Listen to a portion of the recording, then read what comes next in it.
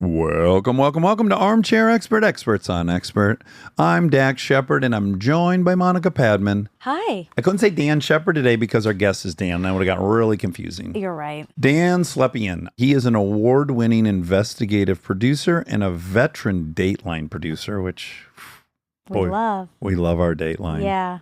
The topic's rough, but he's a party. Yes, and he's a great storyteller, so you hear really intense stories, but you're riveted. Yes, and his retention of all the players is really second to none. Yeah. He has a book out September 10th called The Sing Sing Files, One Journalist, Six Innocent Men, and a 20-Year Fight for Justice. Man, this is a good episode. It shines a light on something that we talk about occasionally, which is like there's a lot of folks in prison that shouldn't be there. Yeah. It's about the worst thought, too. It is. Being innocent and having your life stolen. JJ. Yeah. But boy, these his stories are riveting. The life he's led as a journalist the last 20, 30 years is incredible. Yeah. Please enjoy Dan Slepian. He's an armchair expert. He's an armchair expert. He's an armchair expert. I thought I was actually early. Oh, where were you? I was sitting outside in the car. I thought it was 11:30. Oh, that's okay. Listen, I'm so sorry. No. This is Use the bathroom. You've been sitting in your car for a while. no. I was on the Today Show a couple of years ago for my podcast. And you got up and left? No, you did your research. Oh my God. It was very endearing because, was it Roker? He goes, "What are you doing? You produce television. Why are you walking off the set?" You know what I'm saying? I produce television and I'm late and I think I'm early. That is so Oh my funny. God. That's actually funny because I thought we were at 12 today too until this morning when I double checked the calendar. That'd have been Weird. Monica, Dan rolled in at 11. And I came in at 12. And I was the only one here. I think you're trying to make me No, feel I better. promise it happened. This is all I have to say to start. This is where I'm at. Okay. Emotionally? Oh, emotionally. Well, you're frazzled emotionally. I imagine. Because I thought I was early. But my daughter got this for me because this is where I live. State of gratitude. Yeah. Well, hold on, Dan. Do you live there or do you aspire to live there? That's an excellent question. Thank you. The power of now, Eckhart Tolle. I aspire to be in now. Can you ever really fully be in now? I don't know. You can have moments. This is the one thing about coming over here. First of all, I have so much gratitude for being here. Oh, wow. We're so happy to Yeah, have That we're you pumped to have care you. about this issue. And by doing this, I promise you, you are going to be changing lives. Not by me doing this, by you doing this. Well, no, I think it's going to require you, Dan. No. You're going to have to participate. So I'm so grateful for being here. Thank you so much. And by the way, who doesn't know your podcast? Well, listen, I was just in Europe and I didn't think any. Some people didn't know I it. was feeling very lonely and unobserved. I mean, you guys are killing it. Oh, thank you so much. I hope it comes across. We genuinely love doing it. Yes. We get interesting people who have spent 20 years of their lives doing something, i.e. you, and you're going to distill it down for us into 2 hours, and we get educated. It's like we've not left college. It's the dream job. It's incredible. Yeah. And it's incredible that you love it. And I know you love it. I hear it. I think that's what makes it work. Oh, by the way, Dan, Yes, sir. our fridge broke. Instead of offering you in hot water, I've gone and gotten ice cold water for you. I'm going to pour you a glass now. Look how And nice it's in you a are. pitcher. And I'm going to do a little ASMR because why not? We never have a pitcher. Can I have ASMR when I drink it? Ooh, I bet the listener got thirsty. I don't want to make them throw up, but here we go. Ready? Oh, yes. Oh, Okay. Now, you know what's really misophonia. interesting, Dan? I don't know if you know about misophonia. Do you know about this? Misophonia? You were about to say misohonia? No, misophonia. Not misophonia. No. Misophonia, believe it or not, is an actual genetic condition where you cannot stand the sound of hearing people chew and eat. I've heard of it. I didn't know the name of it. We thought our friends who claimed to have this were just intolerant people. My wife. Yeah. See? Has she done a 23andMe? It'll actually show you if you have misophonia. So once I saw that, I was like, okay, this is a real condition. I got to be sympathetic to it. But now here's the weird thing. I think misophonia people like ASMR. They would have enjoyed the water being poured in there. But then once it goes into a mouth, it's a very arbitrary distinction between it going in a glass in your mouth. It is, and I think that's a deep thought. Actually, I've never heard about it for people need to weigh in who have it. Weigh in the comments. Which you won't read, which but I won't will. see, but Dax will see. If it's drinking, I feel like it's chewing. Well, that I think is rough, but I've heard many people complain just about that, like sipping sound drives Really? them nuts. Yeah.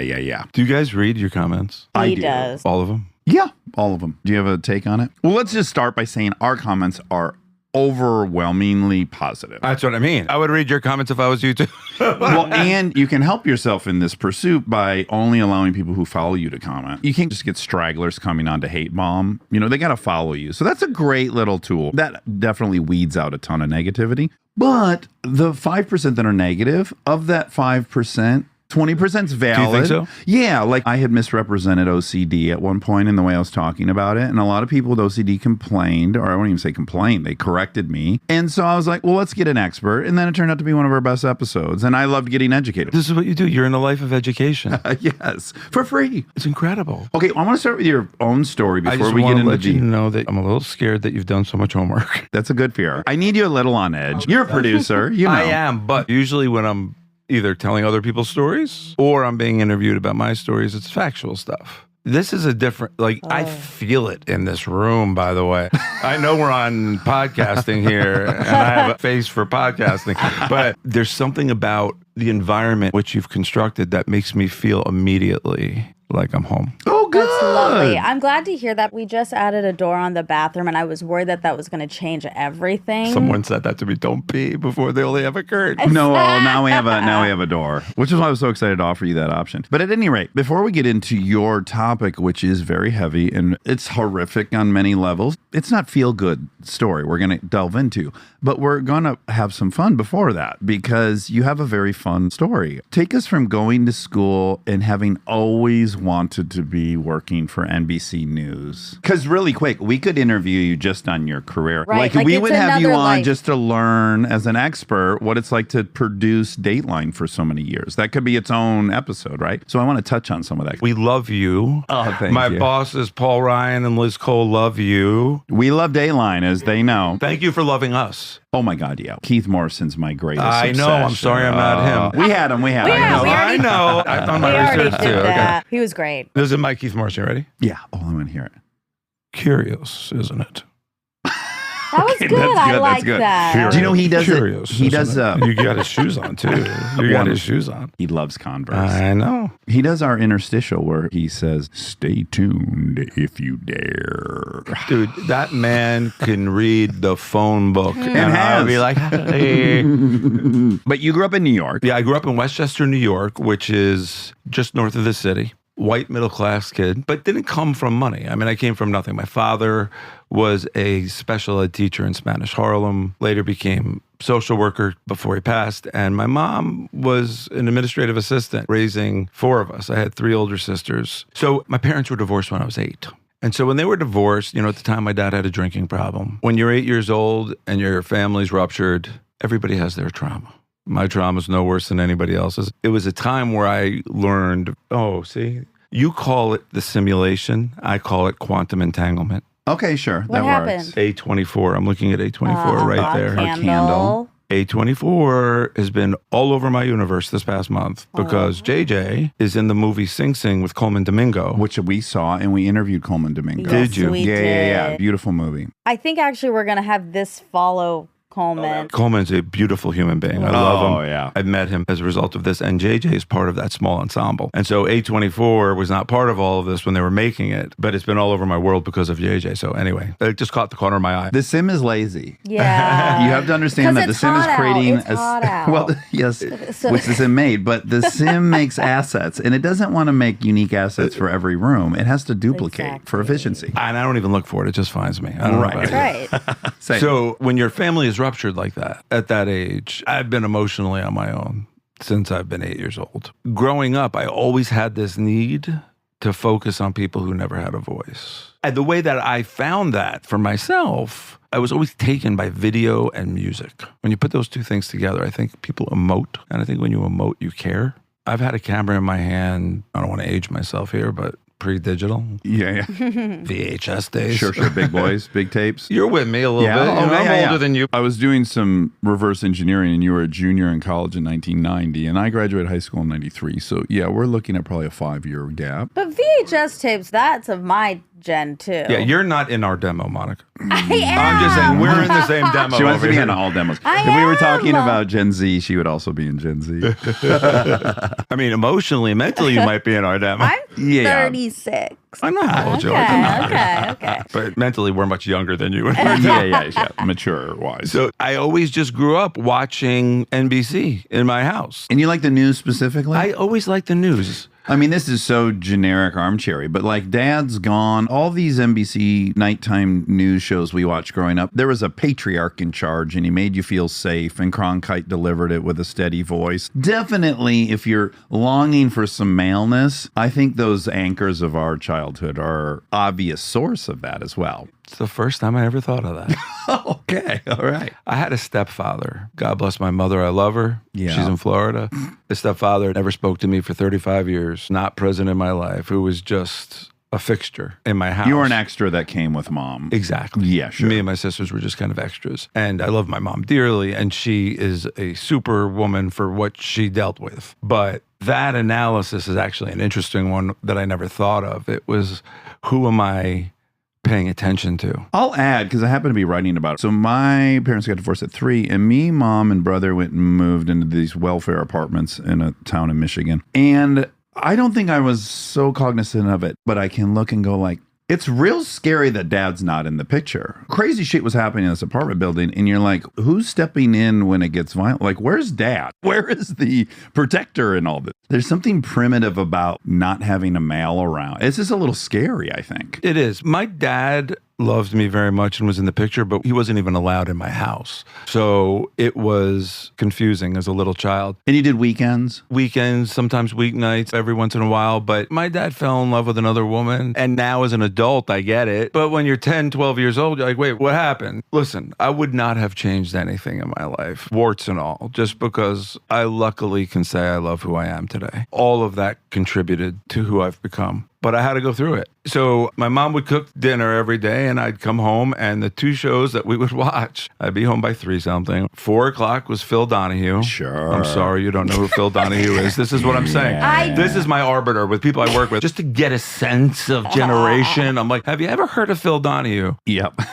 Sally Jesse Raphael. I know her. Yeah. When I say Phil Donahue, I could be saying Millard Fillmore to a lot of people. Yeah, and to put it into perspective, Phil Donahue was as big as Dr. Phil.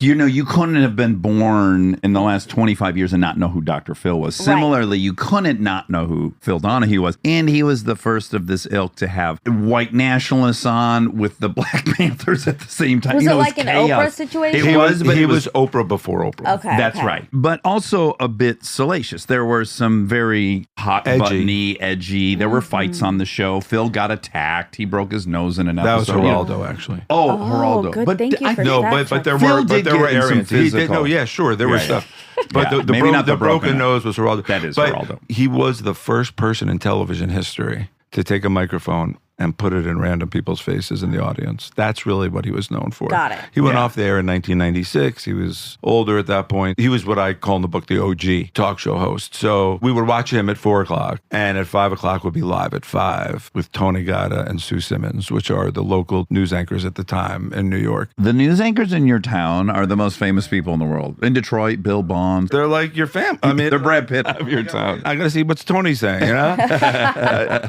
So I always wanted to get into the news business. So I applied to WNBC and only WNBC actually, and was rejected. And then I applied again and I was rejected. At the time I was president of my student government in college. Did you have a degree in journalism? What was your didn't. degree in? English and history. Okay. Yeah. You know, College College kids should not be making these decisions for No, themselves. You know what Like, I think that major is? Major's like topic of conversation at family conversations. what you want to talk yeah. about at the dinner table. Yeah, Yes. You got to have an answer when people ask I you. guess so. Even a journalism major would not have prepared me for what I would end up learning. Right. Yeah. My major was Dateline University. Right. I would watch Tony Gatta and Sue Simmons every day. And so I got rejected twice from this internship. I got one internship offer at a place called Common Cause, which is a good government group. And it was down by City Hall in Lower Manhattan. I was there for the first week and I was making copies in this hallway. I hated it. Every day I would go out with my brown bag lunch, 19 years old, sitting at City Hall, people watching. And one day I see a stream of journalists walking into City Hall. Now, this is pre 9/11, not much security around. Willy-nilly. You could wander into places. Anywhere you want. So I'm like, what's going on? I get online and I follow everybody in, and there's a security guard there, and people are showing their badges. He says to me, I'm 19 years old. He says, where are you from? Probably the proudest moment of my life. The quickest I was like, I'm from independent media. Oh, And he was like, okay, go on through. I'm Wow. like, what just happened? You know? So I'm sitting in the back of the blue room. They call it the blue room. And I have my brown bag lunch on my lap. And out comes, at the time, Mayor David Dinkins.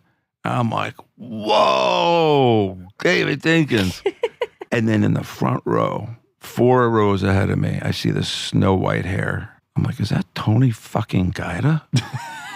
His local news anchor. Oh, Zero. The other Phil Donahue. Oh my God, the guy you had on your wall. No, the guy that I watched Yeah, every I know, night. I know. My local news anchor. I was saying it to myself, like, is that Richard Gere? Is that like... Gwyneth Paltrow. Right, exactly. I was like, is that Tony Gaida? And so I'm like, what do I do? So I waited outside City Hall for everyone to come out. And then I saw him walking out and I ran up to him like a puppy off a leash. And I was like, Mr. Gatta, my name is Dan Slepian. I applied twice to be an intern at WMC. I got rejected twice. I will do anything. I'll get you coffee. I'll do whatever you want. This dude was like, either I'm going to call the police. He took a napkin out of his pocket and he wrote, call Mike Callahan. And he wrote a phone number.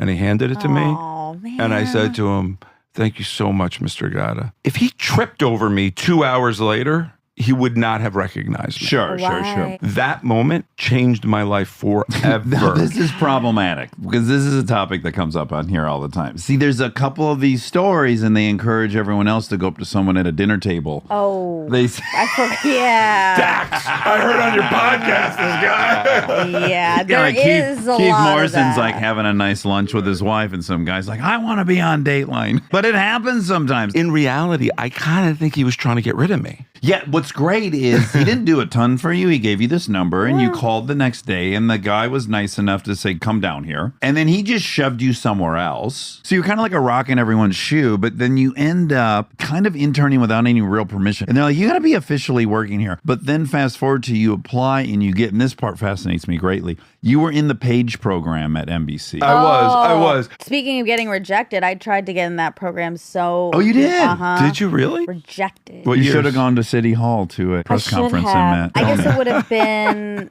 after college. I don't want to know what year that was. 2020? Yeah, 2024 was it? 2009, a long time ago. Well, too bad we didn't know each other. I don't know if I could have helped you anyway, you but could've You could have helped me. written something on a napkin. the funny part about that internship is that it wasn't an official. The internship director would be like, why do you keep showing up? I literally saw her in the hallways for decades. Now, this is the part of the story I stand behind. So, like approaching people in public, I don't know about that. But showing up over and over again and getting people coffee and doing the fucking grunt doing work, it. just sticking around and doing the work no one wants to do, that I'm a huge believer Same. in. My intent and my motivation was to understand this business and do what I could to give other people a voice. That was why I was the president of my student government in college. To answer your question, because of my internship, I put in air quotes, I got accepted into the Page program. And so you were seating people at Letterman and at SNL. SNL, In your Letterman. 20. I was 21. Were you pinching yourself? I can't think of anything Oh my more God, exciting I than know. being able to be in the Dave Letterman theater or the SNL stage. I can't explain how exciting it was. Probably never got better, actually. I don't know how to answer that. I haven't left that building in 31 years, Rockefeller Center. So there's something when I first walked in. It's interesting that you say this because when I give tours of the studio, there's a smell in the studios. The air conditioning is up high. There's an energy there that made me feel like I was part of something bigger than myself. It's the apex of New York show business, in my opinion. That building, the many things that are going on there. You have SNL on a floor. You've got David Letterman. You've got the news happening. I was media, the audience coordinator for the Phil Donahue show. That's the greatest. I did the warm-up of the studio audience, but it was all within that time period. I was pinching myself. As a page, I'm seating people at Letterman. I'm seating people at Saturday Night Live. I'm doing tours of the studio. I'm seeing famous people all over the place. The real unbelievable moment as a page was they have what they call job assignments. So they give you like 3 months of assignments in various departments. I was only paid for 3 months because I got hired at Donahue right away. But I had an assignment at NBC Sports. And this was in 1993 when the Chicago Bulls were playing the New York Knicks in the East Coast Finals. It was Game 5. And I was a runner. And my job was to get orange juice from Marv Albert. Oh, my wonderful. God. So I have this thing on my neck, all active. There's a sports truck at the end of the ramp. I'm in the truck the whole time. And they're like, Marv needs juice, right? So I take the juice 10 minutes before the game starts. I'm running up the back. I swear to you, coming towards me in his uniform by himself was Michael Jordan. No. Baby. I didn't say a word. Well, good. You didn't tell me you wanted an internship. You want to shoot a couple hoops, bro? I'm an aspiring Chicago Bull.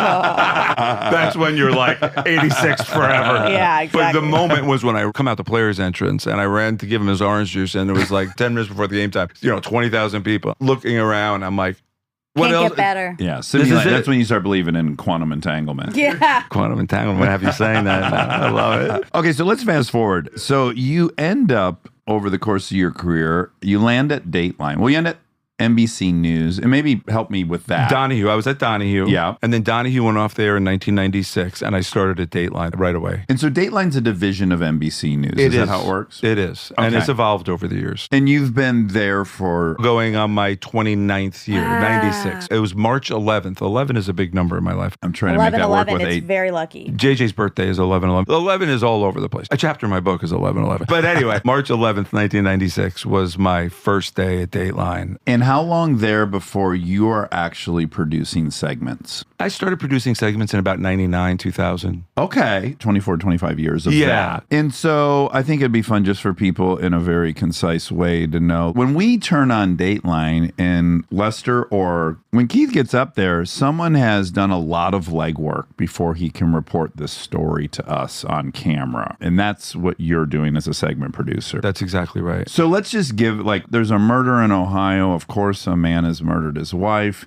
And how long before Keith goes out there to talk to people? Are you on the ground? What are you doing? How are you building the story? The way I describe it is being a good producer is like choreographing a ballet. By the time the talent shows up, everything is in place. Everything is ready. All questions are answered. You know what the story is about. You know what the questions are going to be asked. The characters kind of know what to expect. You know why you're doing the interview, what the purpose of the interview is, the overall arc of the story. The location has been picked out. We know that there's not going to be trains. You got to find something for Keith to lean on Exactly. in his upfront. He is the leaner. The producers are working on several stories at once. The correspondents are working on more than that. And it depends who you're working with. Keith, as you guys well know, has very much his own voice. Oh, God, yeah. You don't really write Keith scripts for him. Right. Keith writes scripts. Well, Dateline's a division of NBC News, and then Keith is a division of Dateline. He's his own brand within the brand within the brand. Many, many years ago, Kristen and I created a movie for Dax. It was called Baby Director. We used I know, Delta and Baby. Keith did it. Yes, and Keith did it, but we were like, can you just maybe narrate this for us? And he said, sure. I think we said, like, it's going to be this. We gave him some script, and he was like, maybe I'll take a stab at it. So he wrote that himself as well. I just want to tell you, Monica, do not take offense to it that. was perfect. Oh, that was the dream come true. Right, Because right. you can't can't actually write for write him. But for it's a him. real thing to feel insecure. You know, you write a script and you give it to Keith, whatever, and it comes back like a million times better, and you're like, I freaking suck. Yeah. Well, you just can't write for him. He's so specific. Josh Mankiewicz is a dear friend, also has his own voice. He knows his voice. He writes. All the correspondents write. But depending on who you're working with, Andrew Canning as well. But I work mainly now with Lester Holt. I'm his long-form producer for most stuff. And Lester is really, really busy. He's a very, very dear friend of mine. He is my role model, my mentor, without him even knowing it. Until now. He's not going to listen. Don't worry. He's too busy. I'm going to make him listen to this fucking podcast. He's my mentor by how he behaves. Yeah.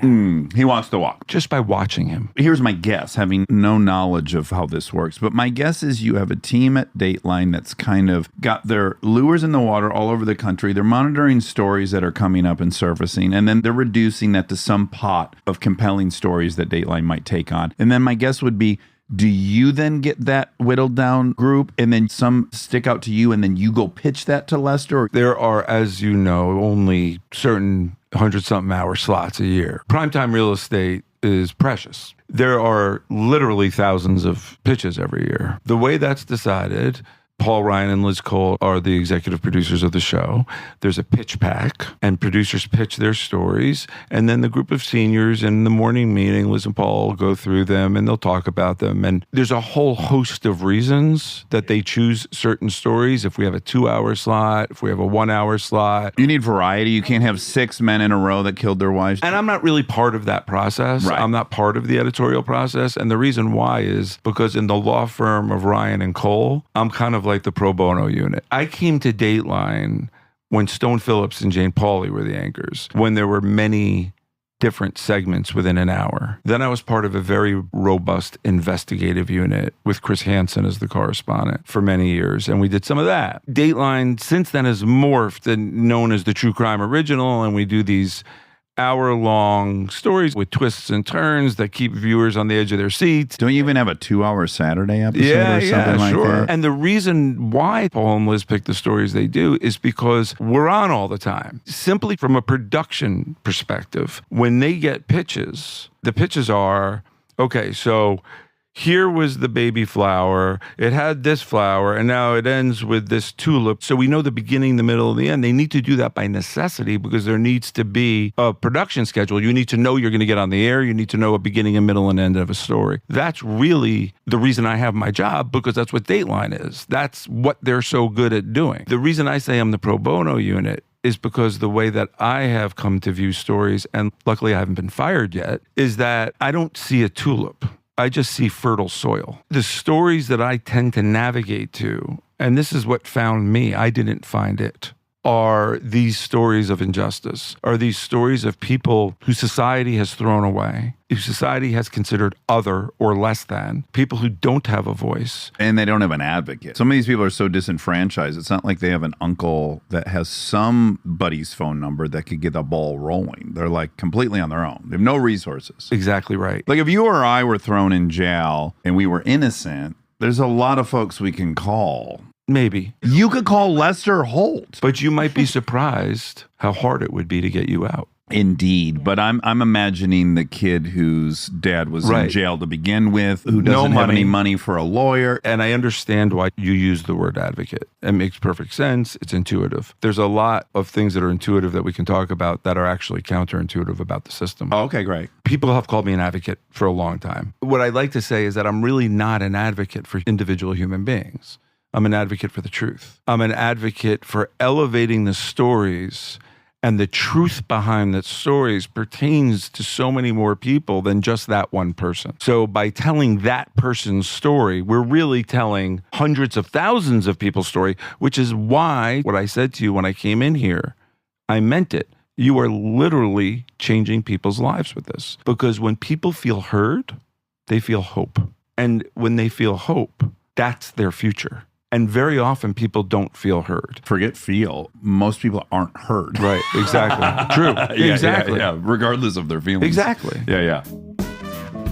Stay tuned for more Armchair Expert, if you dare.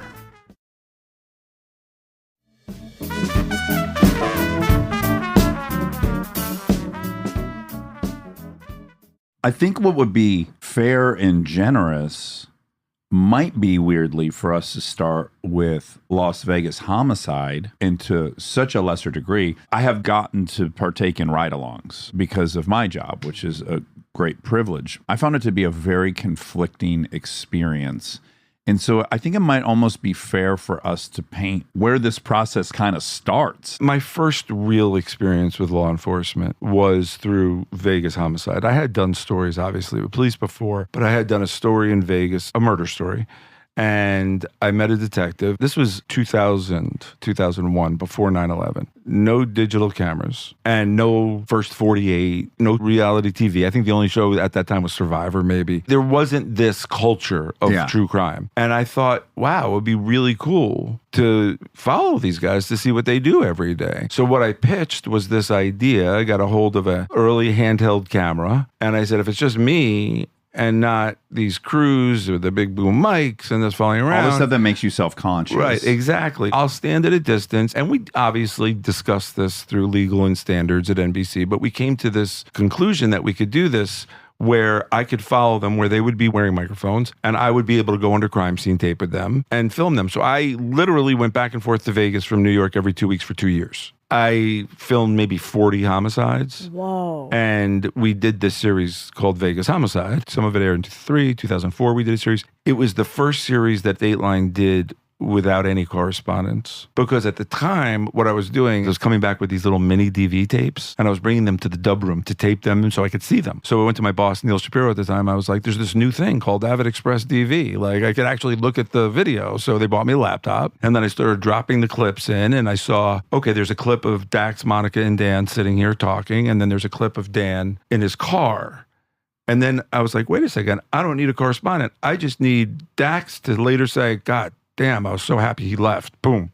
And then, Right. Yeah. that was a joke. Yeah. So we did this series in the words of the detectives. And I don't know if it was because the camera was there or what, but I was very taken by the bravery of what these men and women had to do. And that was only elevated on 9/11. I actually flew back from Las Vegas on one of these shoots on September 10th, 2001. I landed at 1 o'clock in the morning on September 11th. I think it was the last flight that landed that night. And I went home to my wife, Jocelyn. We lived at the time at 63rd between 1st and 2nd. 7 hours later, those planes hit. I immediately went to St. Vincent's Hospital to report for Dateline about these people looking for their family members. And these men and women in blue and red rushing to the bottom of that island was the most magical, safe, Human. I had so much gratitude. I felt so impressed. You feel lucky, right? You feel So lucky that you lucky. live somewhere that has this in place and that the people actually rise to the occasion. Totally. I remember feeling these people have different blood than I do. I would not ever do that unless my kid was inside that building. I'm just being honest. Yeah. You're not wired that way. I'm not wired that way. Yeah. I was running the other direction, Right. right? Yeah. I decided at that time, I mean, these were the heroes of the city. I mean, the rock stars of the country. We were thinking about having a baby. We had gotten married in 2000. And I'm like, I don't want to go to Vegas every other week anymore. I was terrified. Don't forget, the following month after that, Anthrax showed up at NBC. Right. Yeah. It's getting wild. I had to take Cipro. Yeah. I'm like, Osama bin Laden's coming for me. You know what I mean? So I wanted to be in New York. So I thought maybe we can get into the NYPD. I pitched this idea similar to what I had been doing in Las Vegas, and then NYPD let me in. It was this little sliver of time with this great deputy commissioner of public information that was like, okay, go ahead. They assigned me to these two detectives in the Bronx, Bobby Adelarato and John Schwartz. And so I showed up in Bronx Homicide for my first day in April of 2002. And Bobby and John weren't like the Vegas detectives. They weren't so psyched to see me. Well, yeah, of course not. Yeah. You know, they were like, all right, kid. There's, I think, about 5,000 detectives in New York City and a force of about 30,000 or so. There's first, second, third grade detectives.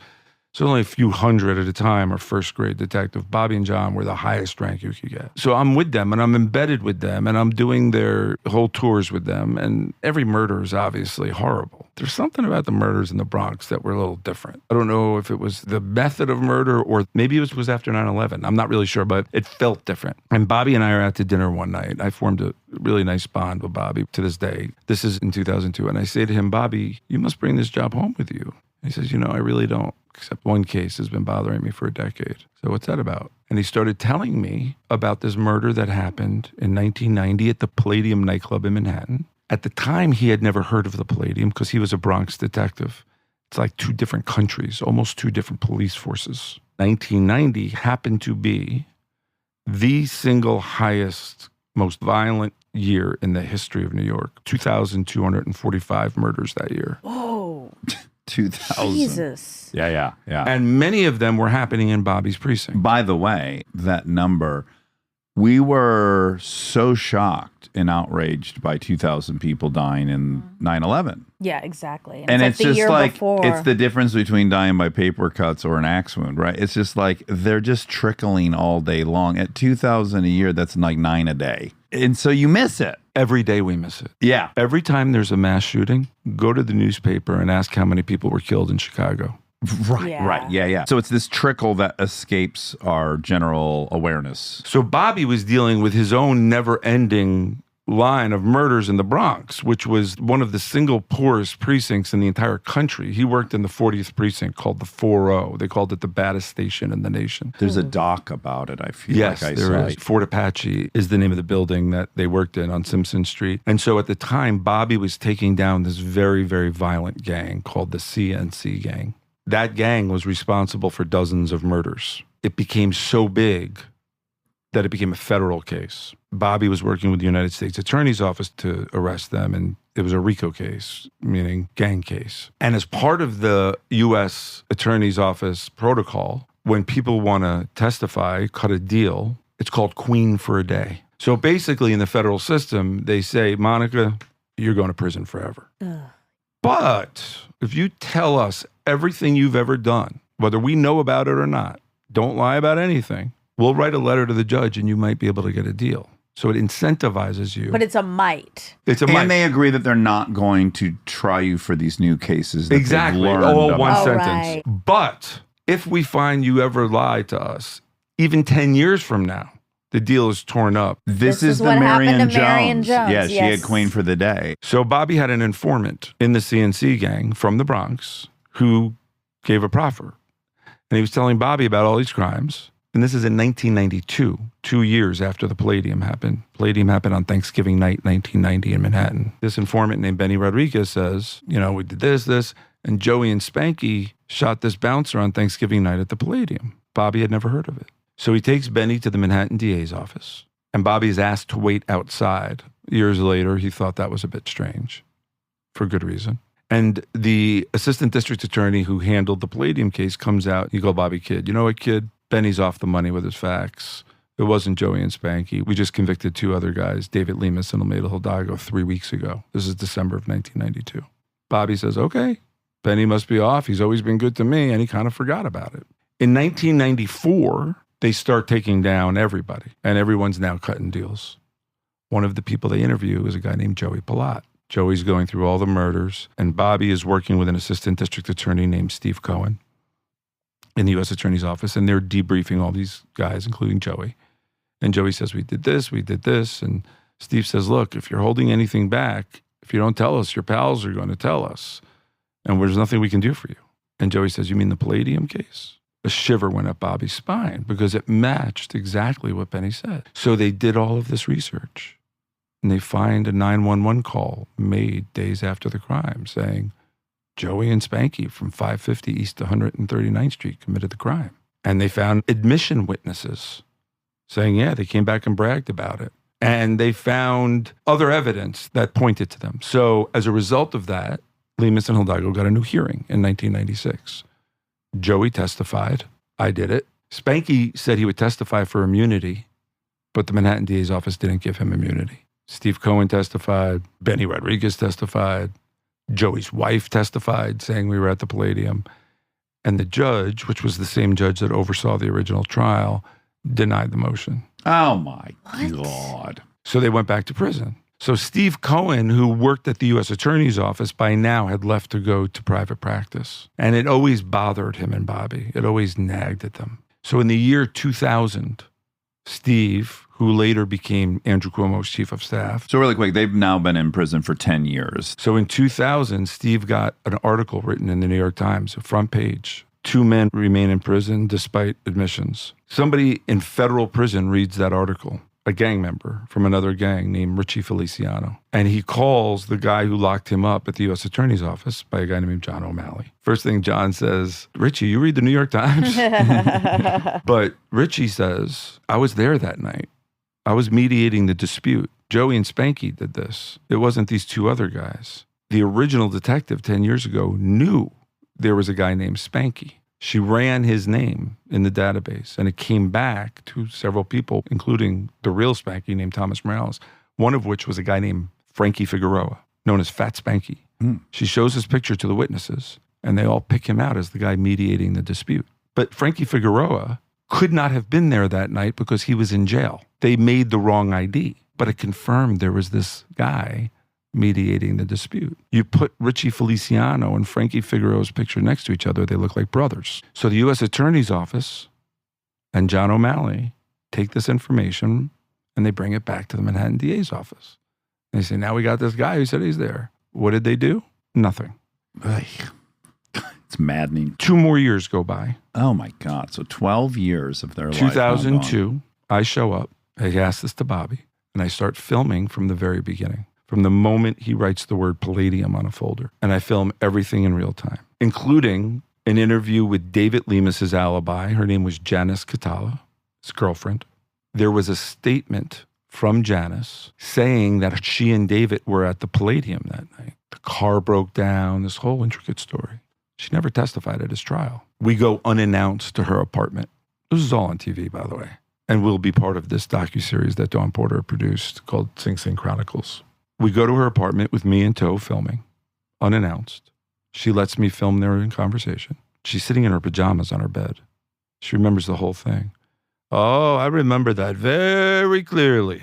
Detective Thice, he was the one telling me that we were at the Palladium. She says it never happened, that they were home that night. Oh, God. There's no signed statement from her, but there's a statement in the file saying that she said that. Basically, the officer perjured himself, but she never testified at trial. So that's the first thing we got. Then we go and I film Joey Pilatte in prison with Bobby, the guy who arrested him, interviewed him. They greeted each other as long-lost friends. Yeah. I mean, it just shows the kind of respect that Bobby had. And Joey went through the whole thing again. There was a fight with the bouncers. We went to our trunks. We got the car. We came back. He had a 38. I had a 9 Miller. My gun jammed. Bullet came out, didn't fire. Well, there was a live 9mm found at the scene. Only Joey could explain that. And this is among other information that comes up. So Bobby goes to his bosses. My presence became a little bit too much. And they went to the Manhattan DA's office to make a report. I was waiting outside. And they went with the belief that truth matters, that 2 innocent guys were sitting in prison and they know who did it. They carry their box of information into the DA's office onto the 6th floor. 45 minutes, they come out. Bobby looks at my camera. I said, Bobby, you have anything to say? Nope. That was a stone wall we walked into. So they told them to just write a report. And Spanky, who had been in federal prison for his CNC crimes, was getting out in 3 weeks. Bobby wanted to arrest him before his foot hit the pavement. Never got a response. The case was taken from him. The Manhattan DA's office says, we'll reinvestigate the case. They assigned 2 new Manhattan detectives and asked Bobby and John to go to Manhattan to get them up to speed. I wasn't invited. By that time, I was kicked out. So Bobby is by himself in the precinct, and he goes to the Palladium case folder that he never could find for 12 years. It had been in the DA's office the whole time. And in the box, he finds notes. For example, Spanky Morales' sister-in-law, Danella Troche, was interviewed the week of the crime, a border agent, who said, my brother-in-law Spanky tried to rape me. My husband, his brother, admitted that he did the Palladium shooting. He was picked out by their own eyewitnesses, but there was never a photo array done. So he goes to his bosses and he says, what's my obligation? And he was basically ordered to remain silent. He ends up quitting his job. Wow. Talking to me on camera about it. And the Manhattan DA's office launches their own reinvestigation. A DA by the name of Dan Bibb does the reinvestigation, which Steve Cohen, the defense attorney, and Bobby think is going to take weeks. Took 19 months. And Dan Bibb, who believed these guys were guilty at first, he comes to the conclusion the guys are innocent. This is what, 14 years after? November of 2004. He comes to the conclusion the guys are innocent. Ay. He's ordered to protect the convictions.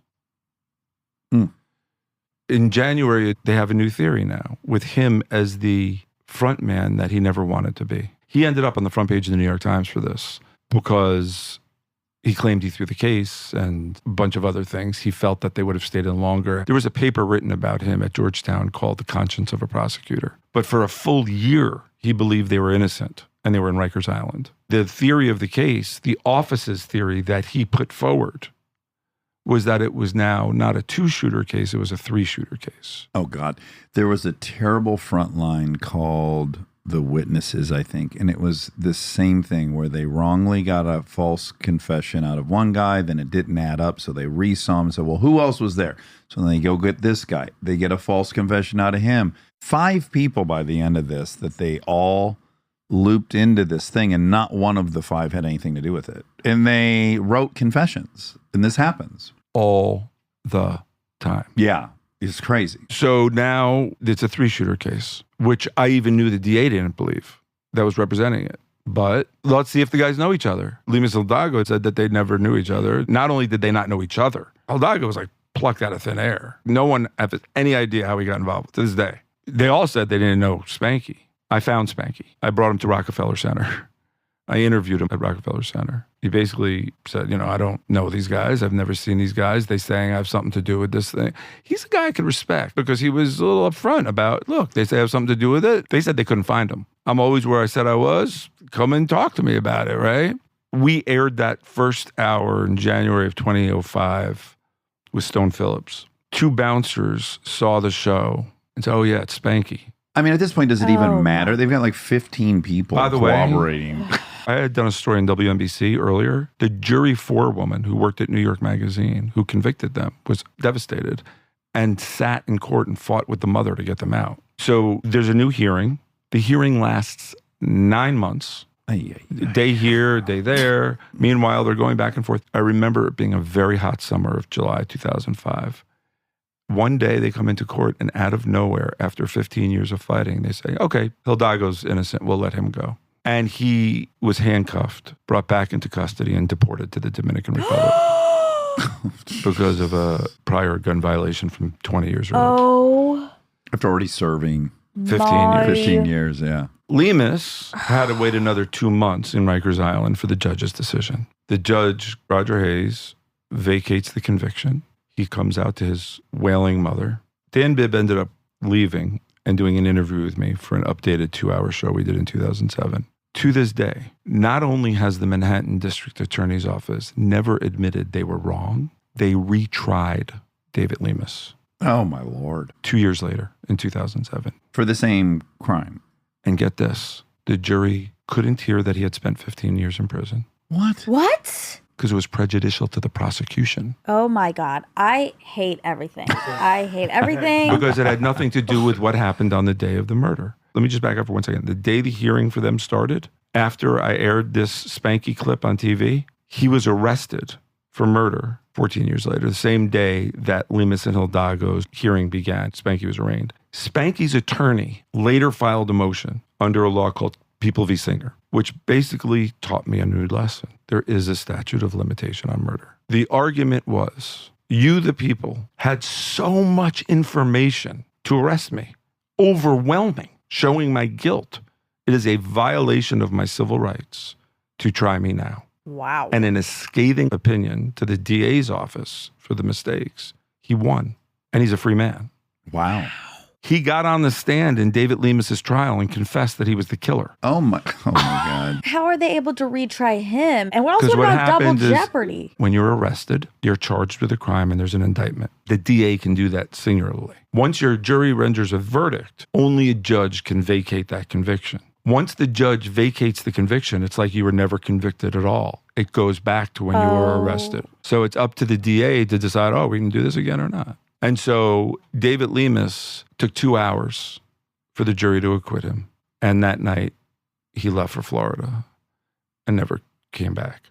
That was my baptism into this world, where I could not fathom how people in power who control your freedom can just brazenly disregard facts as if they don't exist, that are obvious to everyone. So is it because of that work that you are ultimately approached by JJ's mom? Why do people start reaching out to you? I used to visit David Lemus on Thanksgiving Day for the murder for which he was wrongfully convicted. On November 28th, I believe it was, 2002, his mother flew up with perfect makeup, as heartbreaking as it is endearing, with goodies and treats. How difficult it is for her to see him once a year. Fly up from Florida. We got a car, drove her up for the visit. My intent was to interview her after the visit, which I did, which was part of the show. On that Thanksgiving Day, I walked into the lobby, and there was a woman holding the hands of two little boys. And she stopped me and she said, "Are you Dan?" Even my mother hardly recognizes me, you know. My son, John Adrian, JJ, he's innocent. Can you help us? Whoa. My name is Maria Velasquez. Turned out that David Lemus and JJ shared a cement wall. They were in cells next to each other. And JJ knew I was coming because David told him that I was coming. And he asked his mother to wait for me to try and get my attention. Wow. At that point, I was 70% convinced, but I wasn't 100% yet convinced, even about those two other guys. Yeah, that's kind of one of my questions. And let me just hit you guys with some facts from the book. So there are 2 million people incarcerated in our country, give or take, which is disproportionately huge around the world. And even the conservative estimates of how many people are wrongly imprisoned is 5%. So on a given day, that's 100,000 people that are in prison that are innocent. But that also means 95% of them are guilty. And many of them are claiming they're innocent. Let's stop. Okay. I believe the number is higher than 5%. I just want to put this in perspective. Yeah. As we are talking, there are at least 100,000 people who have been stolen from their lives and their families and their communities that are looking at a cement ceiling right now. My belief is probably closer to 200,000. In the past 35 years, since 1989, just over 3,200 people have been exonerated in more than 30 years. Yeah, 3,500 people in the last 30 years. This epidemic is a hidden epidemic that people think doesn't affect them. No one understands the gravity and the depth of how badly it goes. That's one. Two, guilty people. The world, and the reason I can only manage barely to sleep 5 hours a night is because the injustice is too great. The stakes are too high. And that means for everyone. Yes, but my point remains that when someone approaches you, you do unfortunately have the fact that 90% are. I'm just talking about when one evaluates whether what they're being told is factual or not, it has got to be challenging. Very. Because the vast majority, in fact, are guilty. And how does one navigate that? This is one of those counterintuitive moments, the trope. Even news says it all the time. Everybody in prison says they're innocent. Have you guys ever been to a prison? Yeah. Have you visited a prison?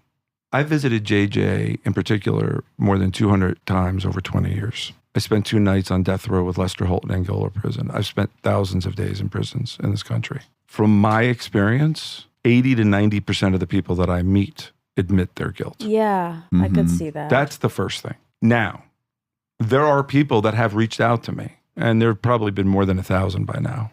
No doubt are lying. Right. There's an algorithm. I can't tell you what it is. I don't even know it. There's a check mark list that I go over in my head. This is my bar because I know my show, I know my platform, and I know my responsibility. You inherited a bit of some journalistic integrity Yeah. and measures by which it has to be factual to put on the air. It even goes beyond that. If you came to me and said, I got 25 to life for murder, I did not do this. I say, okay.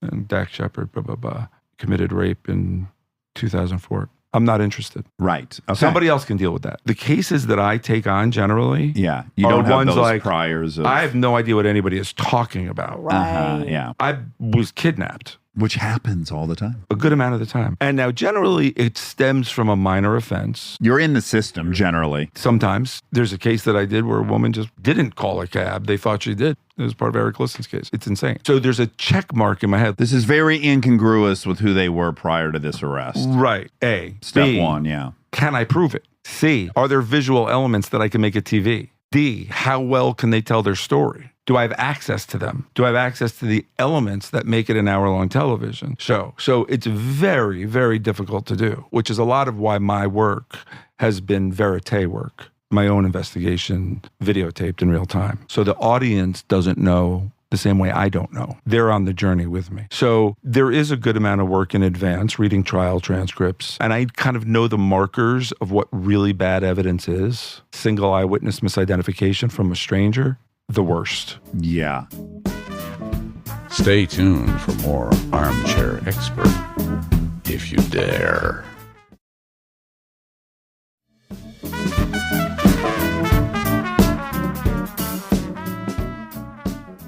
Well, in JJ's case, we should go through JJ now and how you decide that this is a case you want to take on. But I want to say the number was like they showed the eyewitness 1,800 photos or something. Insane case. Fucking preposterous. But what made it really difficult for me was that the time Maria approached me, I didn't know anything. And I'm thinking to myself, another Right. guy in the same part of the same prison just happened, you know, like, Yeah, it's What also is this whole innocent. place Yeah. is that's innocent? Yeah. convenient, Yeah, you know, yeah. just like you say. Yeah. Yeah.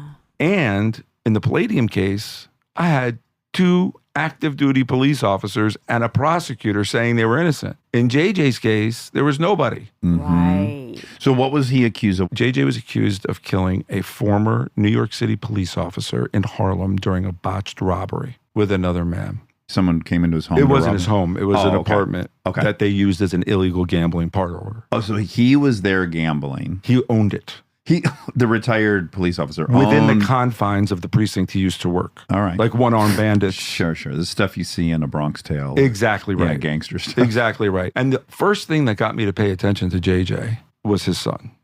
Jacob was 5.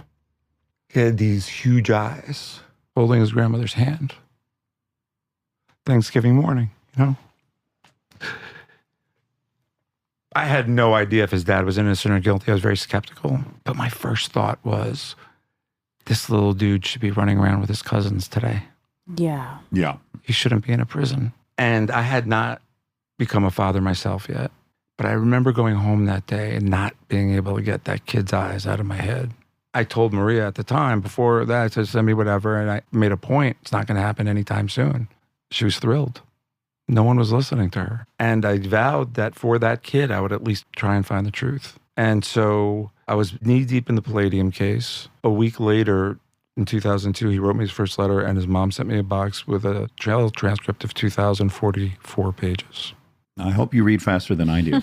I'd be like, I'll call you back in 3 years. And what was amazing to me is that he wrote to me and said, if I'm not mistaken, my mother only sent you 1,787 pages of them, which is not the typical letter you get from somebody in prison. Yes, this is a meticulous person. And so anyway, I didn't read it right away. I was busy. It's I was a new overwhelming. Yeah, father. My And daughter this was born other in case. 2003. I had this other case. And by the way, this was kind of my extracurricular work. Yeah. This wasn't like Dateline was like, when's that Palladium story going to get done? Yeah, you know? Right. yeah. It was a passion project. And it kind of broke the mold of the formulaic narrative of how we normally get things on the air. It didn't even have an ending. So it took me several years before I was able to really read into JJ's case. And it was 2 days after David Lemus was acquitted and got out that I went to see JJ at Sing Sing to film him for the first time. I had visited him a few times in the course of those 5 years from 2002 to 2007. He was accused with another man of killing a former New York City police officer by the name of Albert Ward who ran an illegal number parlor. There were 9 eyewitnesses in the place. All of them were black. That's an important point when it comes to cross-racial identification, a science I later learned. I'm going to guess really quick. In-groups are great at identifying each other, and out-groups are terrible. All right, now we don't It's have comforting to to explain know black people think we all look the same. it. Right. Yeah. Asian people think all Caucasoids It's look just the same. easier Yeah, for it's us in-group, to out-group, yeah. It's science. But the reason I point that out is that within hours of the crime, every single eyewitness who made a description, their first description was the shooter was a light-skinned black man with braids. Some said he had braids, one said he had cornrows, but all of them said light-skinned black man. And his partner's accomplice was a dark-skinned black man. They made a sketch of the suspect. They put it all over Harlem. They had one police plaza. When a former cop is killed, doesn't matter if he's running an illegal numbers program. Yeah. Yeah. It's on. Full court. Exactly. And they set up a mobile command unit with a few dozen officers, and they arrested, they used the word debrief, 150 people in Harlem on the street to get any information they could. 3 different sources said, we heard him talking about, his name is Mustafa. There was an all-out search for Mustafa. They called him primary target, Mustafa. I spoke to a guy who was black with braids walking his dog that police stopped him and picked him up and brought him into the precinct. Somebody said, that's not him, and he left. They were looking for Mustafa. Meanwhile, they were also looking for the accomplice. One of the guys who gave a sketch was looking at mug books, people who had been arrested of that area. They picked out a picture of a guy named Derry Daniels. He said, that's your guy. And he was arrested. Derry Daniels had a list of 11 former crimes, including a robbery at a numbers parlor. And he said that he was home that day with his dad. He was doing crack with Starlene, but they still needed to find the shooter. 2 other people fled the scene other than the shooters, 2 eyewitnesses who were in the back room. A 20-year-old guy named Augustus Brown, who was selling heroin to a 45-year-old guy named Lorenzo Woodford. That's a former police-run numbers I parlor know. Now, in the vicinity of the it was allegedly the first time Augustus Brown ever went there, but as soon as that had happened, the 2 of them took off. Lorenzo Woodford said he went across the street and watched the cops arrive. So while they're looking for their shooter, they're looking for Augustus and Lorenzo. They find Lorenzo first. He describes the shooter as a light-skinned black man, possibly with red hair. Puts him in the back of a police car. Go find your drug dealer. They find Augustus Brown, 20 years old, selling heroin on the streets. They bring him in. They show him mugshots, starting with light-skinned black man, somehow ending with light-skinned Hispanic men. Okay. He had 10 bags of heroin in his underwear. They put it in front of the table. Oh, They told him that they were going to arrest him. unless. He looked at 230 pages, 6 photos per page, more than 1,800 mugshots of people who had been arrested in that area.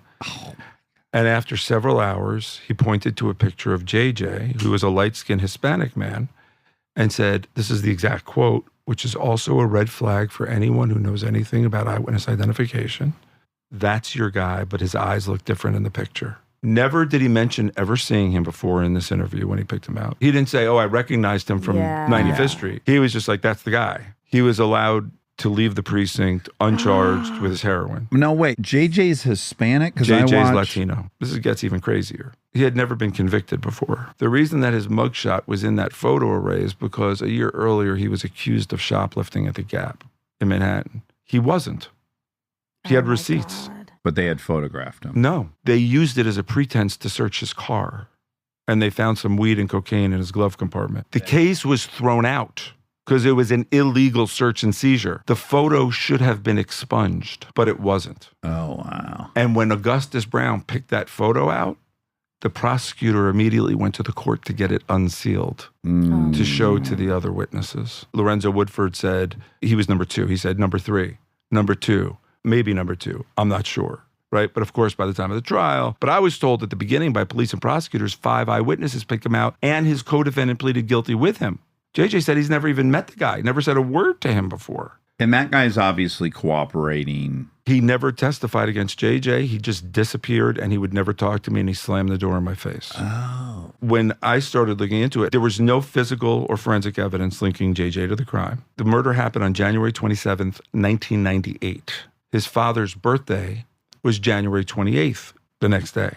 His father had died 6 months earlier. So the day after the murder, he wanted to go visit the gravesite. He had 2 little kids. His girlfriend and his mother were not talking to each other. JJ was in the Bronx. His mother lived in Haverstraw. JJ was trying to broker a peace for them to go to the cemetery. There's a 74-minute phone call from a landline showing that there was a call from the Bronx to Haverstraw. If JJ was on the phone with his mother, there's no possible way he could have committed that crime. That was presented as evidence. He testified in his own defense. His mother testified. His girlfriend testified.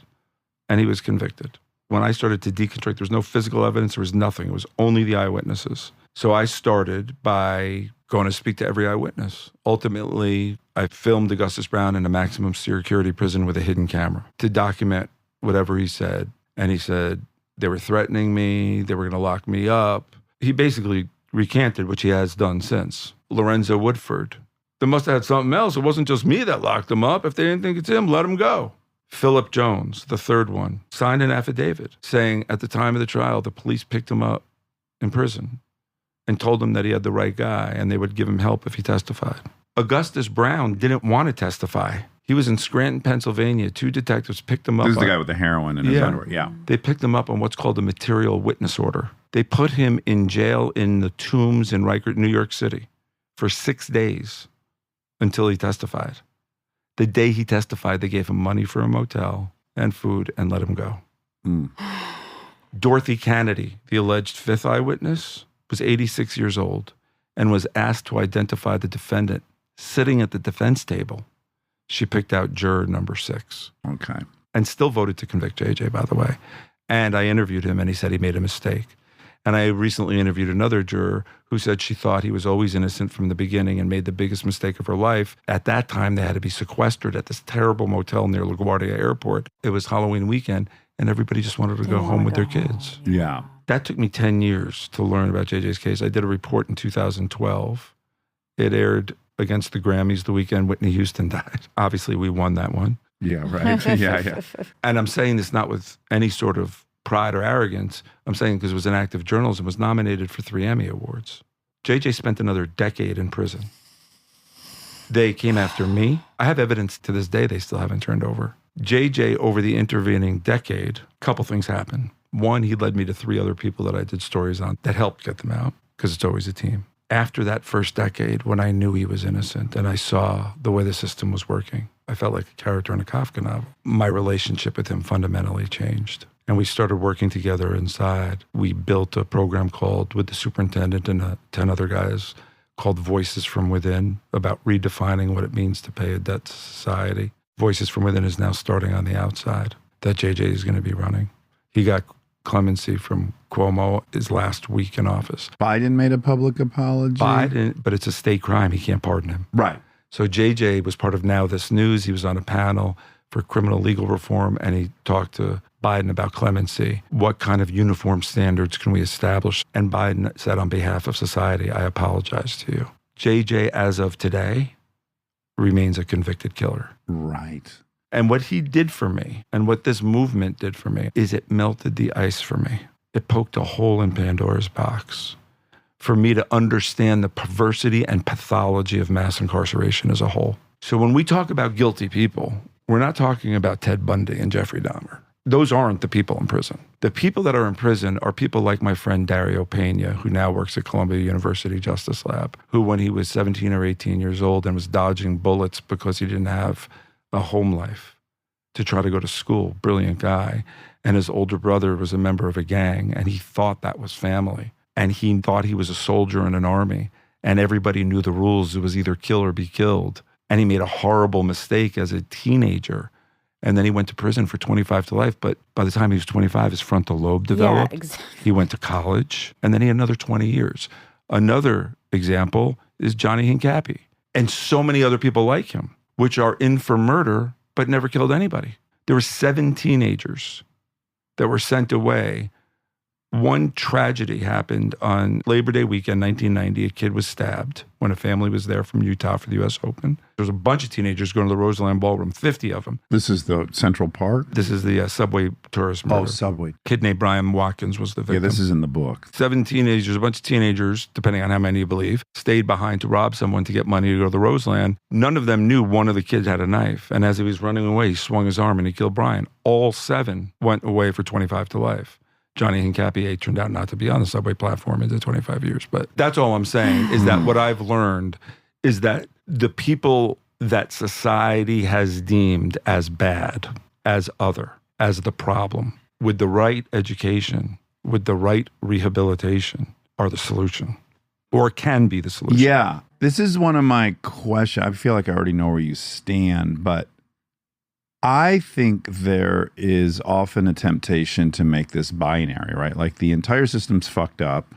It's injustice abounds, or we got to get everyone in there and keep everyone safe. And it weirdly lines up politically. And this is going to be one of my questions of why you think this problem is so hard to tackle. There's a great framing I read recently, a book by Arnold Kling, and it's called The 3 Languages of Politics, and it frames really conservatives and liberals having 2 different worldviews, right? Conservatives feel like the world is a battle between civilization and barbarism. And then the liberal worldview is the world is a battle between the oppressed and the oppressors. And I would argue, unfortunately, and why it's so complicated is both things are true in the criminal justice system. There are most certainly tons of people that need to be removed from society to protect all of us. I've done stories about them. Yeah, hundreds. And yes, what files beautifully into the liberal view is like most of these oppressed are the conventionally and historically oppressed people that then find themselves yet again oppressed in an asymmetric way in our criminal justice system. And so I don't think a left or a right approach to this can encompass what it is. It's both these things. And it's hard to rally some kind of movement or coalition when people are so fucking anchored into either these two worldviews, when in fact it's suffering from both are very true. And I'm just wondering how you think politics somehow is yet another force on this fucked up system. The problem. It's interesting how you frame it, because I don't see it as politics. I see it as fact. Just by way of example, we don't vote on how much arsenic should be in our drinking water. The EPA does that. There are scientists that do that. We vote based on the cover of the New York Post or the LA, whatever it is, a narrative of fear. I'm not saying there aren't bad people in this world. There are bad people in this world. Yeah. And there are people that need to be in prison. But from my experience with the nearly 2 million people that are in prison, we represent 5% of the world's population and 20% of the world's prisoners. Yeah, it's abysmal. Most of the people that I've met are not Son of Sam, are young men and women of color generally, who, as my friend JJ says, weren't even habilitated in the first place. Yeah, forget So rehabilitated. rehabilitated. Yeah. I also think really quickly, there's a profound example of it in your piece you did in Louisiana with Lester, where you guys slept there for a couple of days. We meet an inmate who was sent there at 17. He's been there for 65 fucking years. That old man.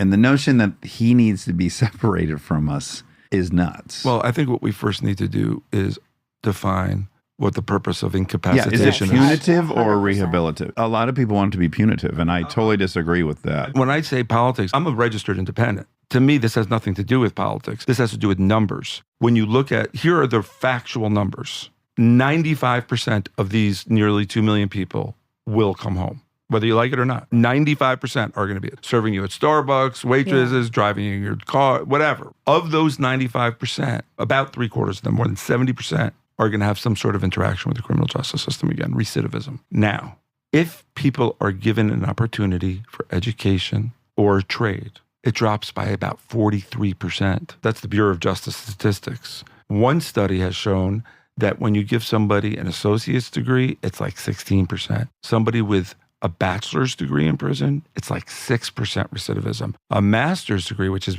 basically not offered only in a handful of places, 0%. Yeah. Like Right. water puts out fire. But Again, we won't even do if you're that. fiscally conservative, cheaper. This is my point. Yes. That So much it's cheaper. intuitive for a single mom working 2 jobs trying to put her own kid through college at minimum wage. First of all, taxpayers aren't going to that. But why would my tax money go to that? It makes perfect sense. I don't want my tax money killing kids in war, but it is. It's what makes sense for society. And by the way, those people that we're not giving any sort of attention to are going to commit another crime and Exactly. reoffend you. So people vote for what they believe and are told tough on crime is, when in reality, there is no prognostication or thought process as to whether these policies are actually effective or not. And what ends up happening is we spend more money to make ourselves less safe. Yeah, Yeah, totally. exactly. Yeah. Okay, so listen, the book you're here to promote is The Sing Sing Files, One Journalist, 6 Innocent Men, and a 25-year fight for justice. You also have a podcast that you've made on the same topic, which is Letters from Sing That's Sing. just about JJ's, yeah. And that was just named as a finalist for a Pulitzer. So congratulations. Congratulations. I want everyone to read this book and read the story. You also have a 4-part documentary coming out called The Sing Sing Chronicles. Directed by Dawn Porter. Lots of ways to learn about the story, and I think you should. And it's very compelling. I had a couple of just rapid fire questions. Okay, can I just say one thing? Yeah. And I totally appreciate you saying the word promote. It's difficult for me to hear that. Any profit that might be made for this on my behalf is going to be given back To me. to you and Kristen. build a Add new a sixth build a new building on this podcast studio. This to me is not here to promote a book. This is a tool. Well, you should 100% be promoting I this am. so I am. people will read I it. am. Yeah. But my goal is to get justice impacted people in front of students for the next generation of leaders who are going to hold people accountable. Yes. It's not self-serving. You want to make it Yeah, clear it's I not just self-serving. I have that Keith Morrison syndrome. It's good. Yeah. So throughout the 20 years of being steeped in this criminal justice system through telling these stories, I wanted to know if you've drawn any conclusions about the predominant issues that drive this. So I have some thoughts. I'm wondering, do you feel like this is racially motivated, or is this a system that just demands quick arrests and convictions? Is this a product of pretty bad courtroom science, i.e. eyewitness identification? Is this a police culture issue that over the course of these careers you get numb and detached from it? Or is it district attorneys who have too much pressure career-wise? Or what do we point at? Is it all those things? The answer is yes. Every single What one. do you think would be the most significant place to start? I went to Germany and Norway to tour prisons. The recidivism rates there are lower. Officers in Germany and Norway are trained in social work in addition to police work. A good day for an officer there is to make sure somebody doesn't come back to prison. A good day here is to go home alive. Over there, you're called by your name, not by your number. Over there, you wear your own clothes, not the same uniform, and your head is shaved. Over there, you take job training and go to school. Here, you're lucky to get it. Over there, you can close a door. Here, you can't. Now, there's plenty of people that say they don't deserve that. But the question is, who is they? Exactly. I wrote an anecdote in my book about getting in a car accident in my neighborhood. On a Sunday, I had brunch. I had a Bloody Mary. It was 5 o'clock. I hit a tree in a rainy day, and it was a county road. State troopers showed up. The homeowner was like, he's acting drunk. Lights are flashing That's in just my your eyes. personality, we've come to find out. Oh, shit, it wasn't that bad. I'm like, do I need a lawyer? All their shoulders went up. Well, take your license for $150. My wife was like, you know. So I blew into it. It was like 0.01. I'm sorry. I didn't even get a ticket. But it made me think, what if I had 2 Bloody Marys? What if I had a beer before I went and picked up that burger? What if in that split second, I drove through a fence and taken a child's life? I'd be looking at 25 to life. That doesn't make me a bad person, but that would have been the weekend that I went from somebody in society who deserves some sort of human dignity to some other invisible line where I deserved whatever I got. And that's, I think, how we see incarceration and corrections. We do not put people away to make them better No, we put them in to punish them. in a bad way. I mean, the punishment is the incapacitation, but I literally would not put my dogs. But by the way, even if you have to remove someone to keep everyone safe, I don't think that then forces you to be punitive and make them suffer. I don't think that should be the goal, just in theory. It should be protecting us and removing the people that are dangerous for some period of time. But to make them suffer, it's implicit in their incarceration that they're suffering plenty. Yes, there's a culture among police which has been embedded in our culture for hundreds of years. They're human. I was in Afghanistan a couple different times for tours, and I certainly saw how those people responded to someone having just been killed next to them. It's different than what you and I would respond because we haven't been in that situation 45 times and it's taken on a numbness. There's a certain reality of the capacity people have to get through these jobs that are so fucking hard. I'm at both times critical in support of a police. I don't have to show up from a phone call and walk into an unknown home having no clue what's on the other side. I know violence is happening on the other side. Do that a couple thousand times. I wouldn't do it once. And tell me you're the same and you as you want and them. I Yes, want those yes, people yes. there when I need them. Yes, so it's very fucking complicated and it's So very complicated. nuanced. But let me ask you this question. Yeah. When you drive around here 4 years ago or after George Floyd, we had Black Lives Matter and Blue Lives Matter. How many lawns did you see with both signs on them? I think you had to pick a side. And to your point, I don't see it as a binary choice. My moral compass is Detective Bobby Adelorado. I'm friends with detectives and police. I think they're heroes. Yeah. In your support for them, if you're a staunch Blue Lives Matter, It would be to be humane towards them as well and go like, well, humans have capacity. What resources exist for these people? How much help are they getting with this job none of us want to do? But it just doesn't have to be mutually exclusive. Exactly. There's Both like things compassion that true can at be the going same around in time. all directions. It's like how a paparazzi might treat you, or how somebody might write about your life that's not true and are considered a journalist. That's my profession. That's not me, right? Yeah. So there's lawyers, there's cops, there's Right. DAs, Right. there's good people, and there's bad people. Yeah. Could you make an assessment of Starbucks cashiers? No.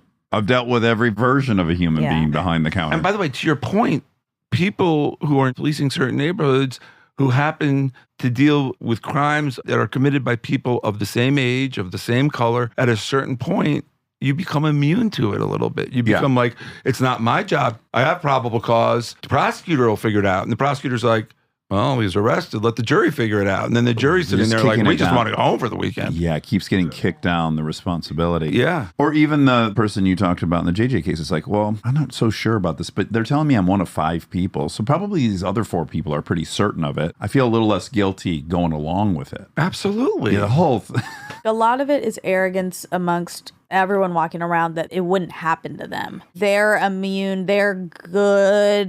couldn't Yeah, happen. But what's to going to them. happen to you is crime. exactly. And what's going to happen to you is you're going to be a juror deciding on someone else's life. Also, what's going to happen to you is you are going to fuck up. We all do. Oh, I remember the thing I think that most plagues us, and I could be completely wrong. There has to be some huge financial incentive for these cities to not acknowledge they erred because of the civil lawsuit that's on the backside of that. A lot of people say that. I don't buy it. You don't? If they come out and just flat out admit, we totally fucked this up, this person lost 15 years of their life, they have to know that that's coming with a financial. But not from their budget. Here's where I'm going with this. Of the many ways that we have to figure this out, I think you want to talk about traveling the world. What you find out immediately is like, we are the most litigious people on the planet. It doesn't even exist in most places the way we deal with it. And while I think someone whose life was stolen from them deserves something, I also think when you look at the billions of dollars Chicago's paying out, you've created a very terrible incentive system where people are heavily disincentivized to come clean and be honest and admit error. I feel like that has to be a big part of this that needs to get figured out. It might be, but these people aren't held personally responsible. It doesn't come from the DA's offices. It comes from the federal government or the city. You say something, this is $7 million. That you don't think those calls happen? I mean, look, there's a former detective in New York City by the name of Louis Scarcello right now who is responsible for many false confessions. The New York City taxpayers have already paid $150 million in compensation to his victims. This dude still gets his pension. yeah, that's bonkers. I mean, But what I'm saying is Yeah. like, I think it's more about ego. Yeah. Sure. This is where I get suspicious. Most certainly for the people involved in these original trials, yes, they're going to the grave claiming they did the right thing. For the many people who inherit these cases, who have no dog in the fight, it's very weird to me that they don't hop on board when it's obvious. So then my question is, why don't they? Because you're the one that made the arrest. Monica's the one that's doing the reinvestigation. Meaning the people who inherit the case have a relationship with the When you say previous inherit the people. case, you mean the person, once someone's convicted. I'm talking about the 2 people in the DA that got the case, Spanky, when it eventually got to their desk to reinvestigate, they had no connection with the original case. So it's not even their error to admit. Well, the it's their ego. office. But okay, great. Yeah. So it's It's their office. same boss. Ego for sure. I buy in immediately for the original team who is responsible for it. But we even see it downriver with people that aren't responsible for it. So it's not ego at that point. What is it? I personally don't think it's money because it never shows up with these people who are, for lack of a better term, perpetrators of putting innocent people in prison. I think it's way more complicated than that. Part of it is ego. Part of it is precedent. Part of it is a very slippery slope. I don't think that people realize the depth of the problems of mass incarceration. There are so many sciences that have been completely debunked for which people are currently in prison. Yeah. Forensic odontology, forensic bite marks, Handwriting experts. blood spatter, blood, Yeah, Yeah. blood spatters bullshit. right? Yeah. Even tire tread marks, shaken baby syndrome. There are kids that die from falling off beds that would appear with what they call the triad. And even the guy who made that diagnosis said it's wrong. Yeah, these things, they just carry on with a momentum. And we're too quick as a society. We have this false narrative. Like New York City, a few months back, had a terrible incident where a mentally ill guy shot a cop, killed him. Big funeral at St. Pat's. Next day, the front page of the New York Post, this crying widow. And the big headline was, NYPD cop's widow slams polls for spiraling crime. Slams polls for spiraling. What does that mean? Meaning slams politicians for spiraling crime. Right. When every Here- single here's the bit facts. of data would argue. 2,245 murders in 1990. When there was a spike during the pandemic in New York, when everyone was terrified, that number was 488. Last year, there were 391 murders. Yeah. There almost a is tenth. not spiraling crime. I know, Yeah. I know. But we're taught to believe It's there's the great tactic of all Fear. politicians. I mean, we had a mayoral race here, and we were talking with friends, and this one mayor was going to be tough on crime. And I said, guys, tough on crime in LA. And it forced me to look it up. And yet, LA is like almost the safest city in the country. It's like so fucking low on the list, you can't even find it. You know what tough on crime is? Providing opportunities for children who don't have them. JJ would write me letters when his son was 10, 11 years old. Dan, I'm scared for my son. There's an intergenerational, the cycle of incarceration. Guess what? His son went to jail for 2 years when he was 19. Yeah. He called it. Had he been given opportunities, a trade, an education, some attention, well, had he not had to go to Thanksgiving in a jail, this is all part of it. to me, prison is like going to the doctor. They have a pad. You have a symptom. They want to make you feel better. They write your prescription. You're gone. That's prison. Functional nutrition and medicine is like, wait a second, why is that happening in the first place? Let's prevent that from happening. And that's what we're not doing in this country. You don't do preventative anything. Healthcare, just wait justice, till any it of it. flares up. Uh-huh. And Did I throw talk something at it. way too much for you? No, it was this great. was lovely. I want everyone to check out your book, The Sing Sing Files. Let me promote it for you. You're uncomfortable with the term promotion. This has been a pleasure. I am overwhelmed from being here. Thank you for having me so much. This is just a funny thing to say on the way out. So you love Power of Now, Eckhart Tolle. I'm triggered by it because my father wore a necklace with a clock and it said now in all directions. Have you seen that? Someone needs to get this for you for Father's Day. But it's funny when your parents do something that you would have probably discovered on your own. And I'm like, oh, it's my fucking dad's necklace. Yeah. Can't Oh, yeah. like it. I can't embrace it. Oh, man. Anyways, Dan, this was really, really Yeah. fun. And I It's hope this is... horrifying, Yes. but it's important. It's so Yeah. important. I'm really glad you've done all this work, sincerely. And by the Yeah. way, I just want to leave you by saying the truth is these guys have done so much more for me than I have for them. There is absolutely no doubt about it. Oh, I believe it. I am a better person. I'm more thoughtful. I'm more humane. I'm more loyal. I'm more introspective. And I try to be better every day. And it's because of these guys. Wonderful. Well, good luck on everything, and I hope we get to talk to you again soon. Thank you so much. We hope you enjoyed this episode. Unfortunately, they made some mistakes. Okay, I want to tell you something huge. Oh, I've been waiting wow. all day to tell you. Okay. And we've been together all day, so it must have been really Yeah. gnawing at your craw. This is one of the craziest sim things that has happened. More than when you were listening to the conversation about Carly and looked up and saw her. Okay, that Didn't one that happen? that one's crazy. Also the one where you knew the song I was thinking in my head. For me, that's the apex of Yes. all weird experiences. Me too. Okay, so fine. So that's number one. Uh-huh. Carly's, that's up there. Yeah, That's yeah, really yeah, up there. yep. But this is nuts because we spend a fair amount of time talking about Phil Donahue. Mm-hmm. Phil Donahue And he died passed. yesterday. Yeah. Yes. At 88 or 88. something. Yeah, so maybe you're listening to it and you're like, boy, they're not showing a lot of reverie for this man who just passed, but he hadn't passed yet. And then he died the day before we're recording this. Yeah, that is very That's weird. Yeah, it's a very Donahue heavy episode. Yeah. And he's explaining him and it's a whole thing. Yeah. And then I went to just find a clip this morning to play, a clip of Phil Donahue. And then there was all these like remembering things. And I didn't know enough about him. So I figured he's died many years ago or Sure, something. sure. And then I'm like, posted 2 hours ago. What? And 88 is good, but I feel like it should be better when you're rich. No. Does anyone else feel that way? Yeah, I know what you mean. Yeah, like you're rich, you probably have the very best health care imaginable. So I don't like that. I'm like, if he can't make it to 100 with great health care. 100 is like Well, that's what you said I for know, me the other I day. know, I and I know. bought in. Oh, And now when wow, I see okay, anyone okay, that okay. dies before 100, I'm like, well, maybe I'm not going to make Well, it. like it's Steve Jobs dying, not at 100. Right.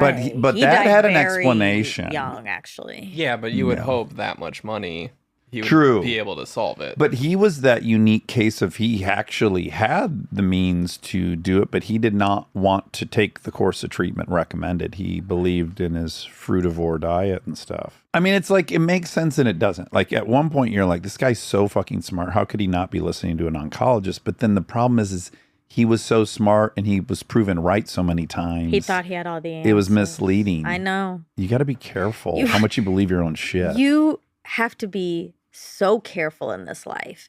And also, no one's above death. Yeah. Even there's- doesn't matter how much money you have.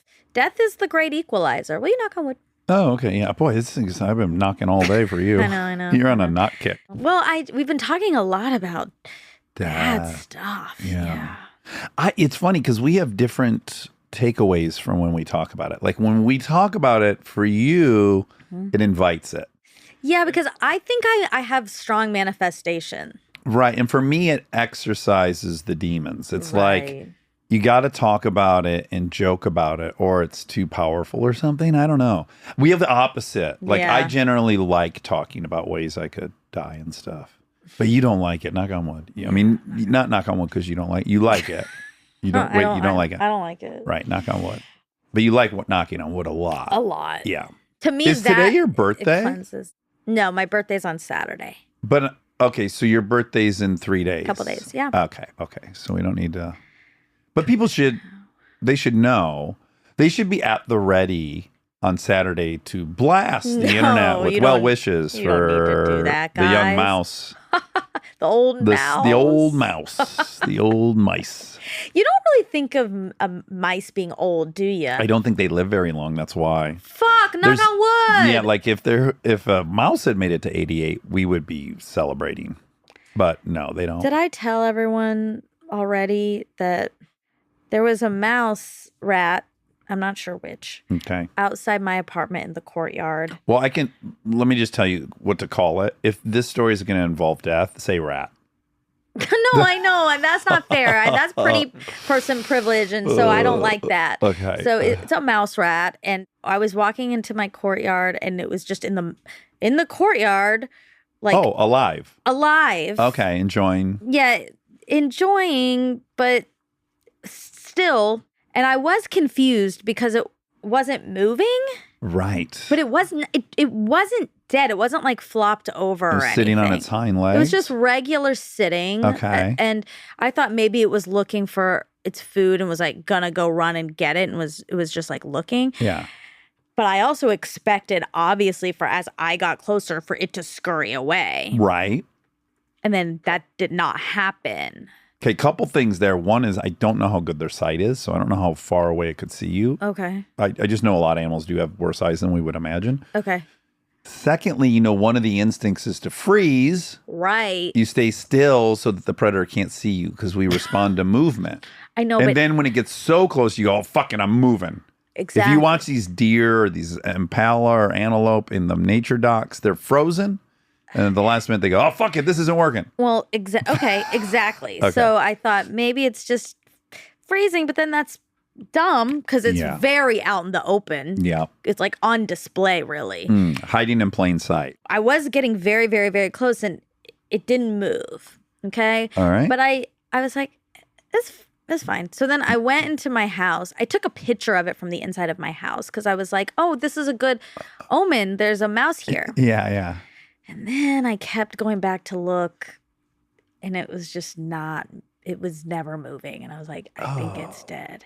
And then I felt really guilty because I posted a picture of a dead animal. Oh, you posted. Well, because I was like, good omen. Hello. Yeah. And now, Now bad omen 'cause Now it's it's a dead. bad omen. But you think it died in the upright position like that? That's what I'm confused about. But why would it be? How could it just stand there for that long? Well, but was it there when you left your apartment?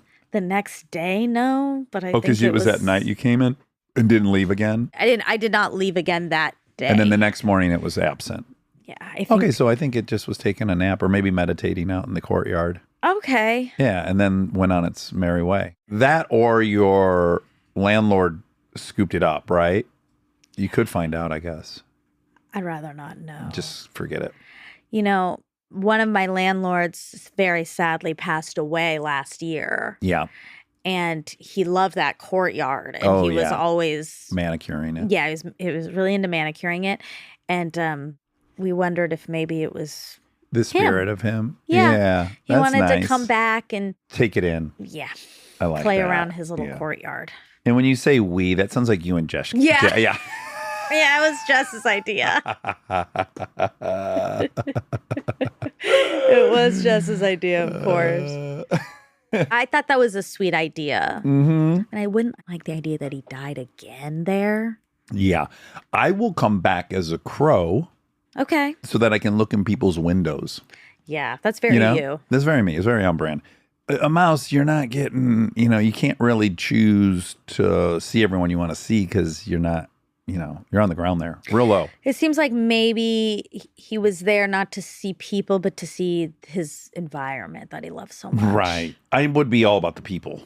Yeah. And I guess if you love that courtyard or if you love plants, if you love foliage, maybe as a human, you always wish that you could be in it. And it would be bigger Yeah, and you could Jurassic. scurry in it and Yeah. it could surround you. Yeah, that's a good.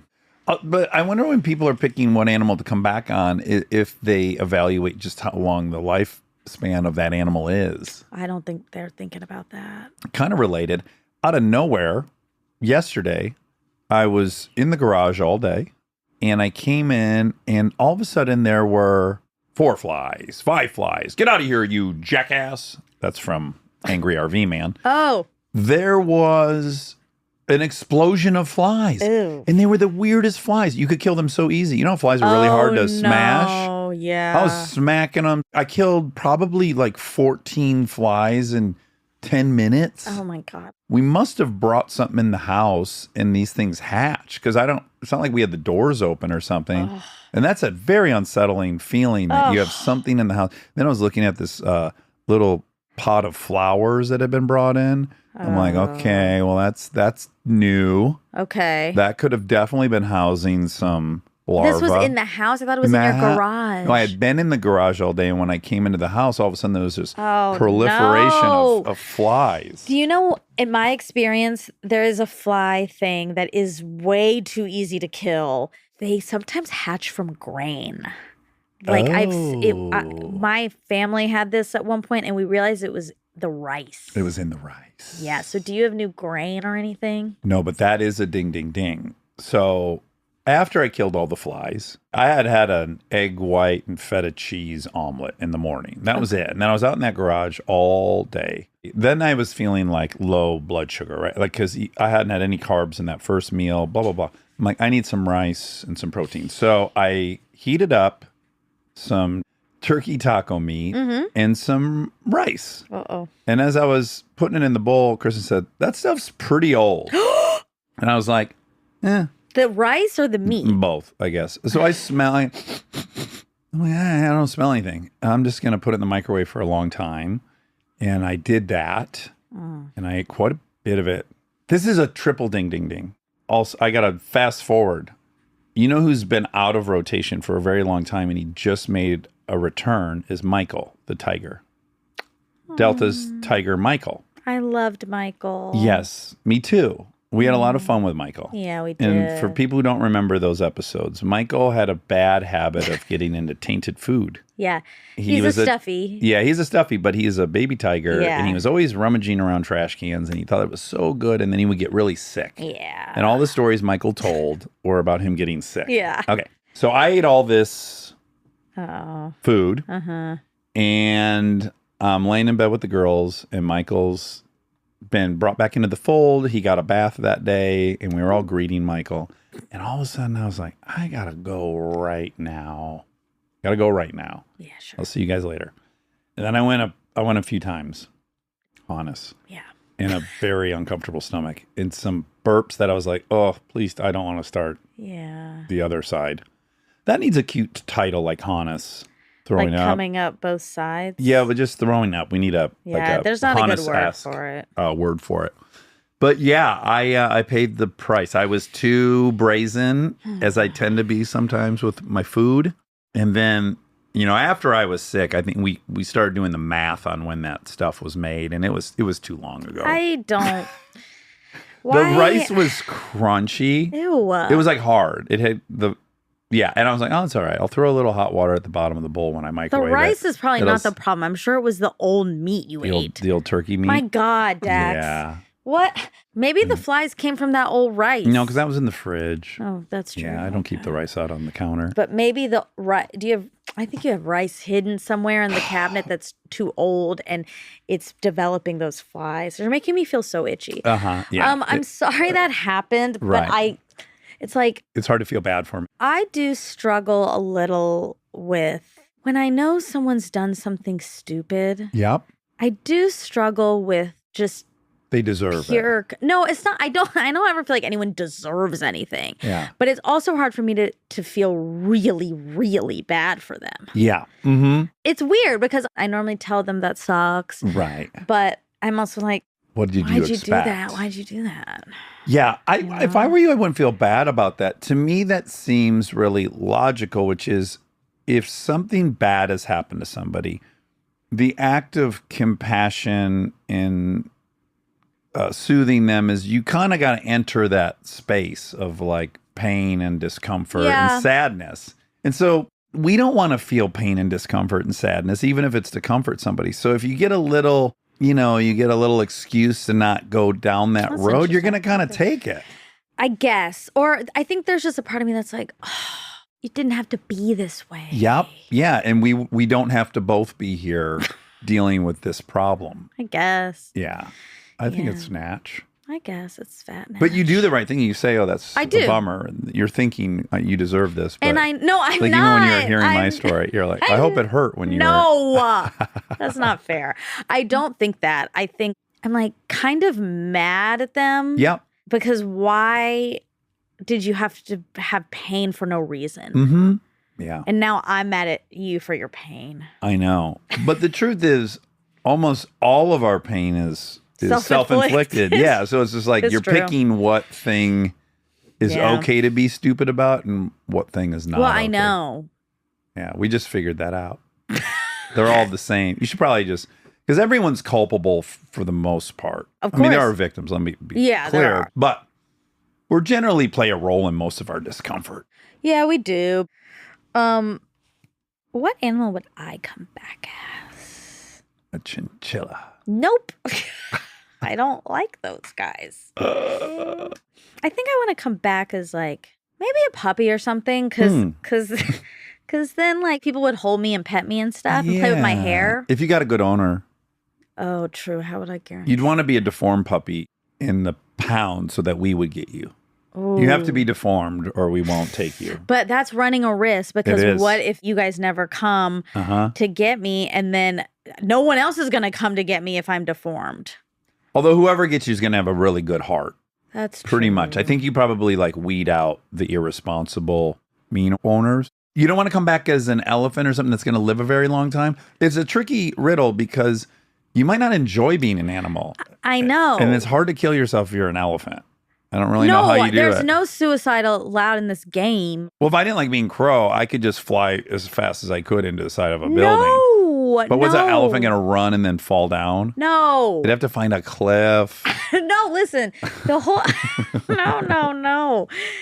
We might not like being an animal. That's why you have to pick an animal that you do like that life. Okay. Okay? All right. You like flying around and stuff. I just thought of the perviest joke. What?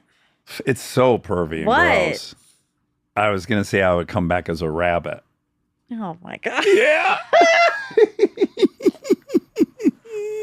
That's not actually as pervy as I thought you were going That's to be. very pervy. I'm saying I want to be a vibrator. A vibrator. Yeah. You want to I be a know. dolphin. Oh. No, do you? No, like, they're too predatorial for me. Yeah. Like, I want the but woman you'll to feel choose guilty. to use me. You know, like, I want the woman to pick me up. You know? Right. The dolphin As is the too rabbit aggressive. toy. Yes. Yeah, I agree.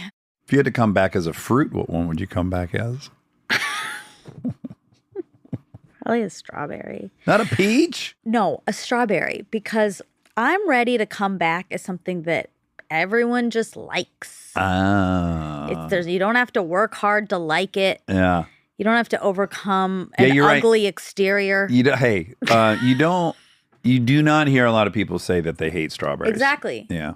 It's very, very popular among birth. Very vulnerable fruit, though, in very short shelf life. Oh, you're so hung up on the lifespan. Well, because I'm older than you. No, So it's on the front of my mind more. It's really on the front of my mind this week. Well, as it should be. Yeah. This is the time. What Are will you going you to do come back shrooms on as? Friday night like Michael Pollan? No, I don't think so. Okay. What fruit do you want to come back as? Well, I was inclined A to think an banana? elephant. Banana. Oh, a cucumber. Eggplant. What'd you pick? Well, I'm inclined to say an elephant. Fruit? Oh, fruit. We're still on fruit. Probably an apple. They stick around a long time. Michigan's known for its apples. They are tough. They're tough. They travel well. You take them on an adventure. That's true. You would never take strawberries on an You're adventure. right. Yeah, you can't throw strawberries in a backpack and like you're good. Yeah, that's really true. But a banana's really good because it has that protective layer around it. But it does, again, it goes brown quick. Very quick. Yeah. Very quick. Yeah. Wait, so now you want to move to elephant as opposed to crow? Oh, right. I already picked crow. And they live a long time, so I'm sticking with crow. Okay. But you could be one of those lobsters that lives 230 years. Oh, and also lobsters mate for life. So that's cute. Yeah, that's cute. Also penguins mate for life, but that's too cold of an environment for me. Yeah, no, thank you. I'm going to stick with really, really cute dog. Likeable. Yeah, with like hair that if people pet me, it'll feel really nice, like hair play. Like a golden retriever or a Newfoundland. You don't know. I'm not so sure. Okay. A doodle. That way you could open yourself up to hypoallergenic people. Or people that need a hypoallergenic And people dog. also very like doodles a lot. Yeah, they ask Aaron what kind of doodle he has. Exactly. All right. Well, that was Well, you had a weekend. Anything you want to tell me about your weekend? I went to Bob's on Friday. That was really fun again. great. I finished my show. I finished JG. Wow, I just got really confused. Okay. You finished What do you mean? Gyllenhaal. Oh, you got confused I about just- the days? I did because Eric came over on Saturday because you guys had a girls' dinner on Saturday. We did. Yeah, how was that? So fun. Yeah, we had a little girls' dinner for Kristen's birthday, belated, Yeah. at all time, and it was delicious. And Kristen tried lamb.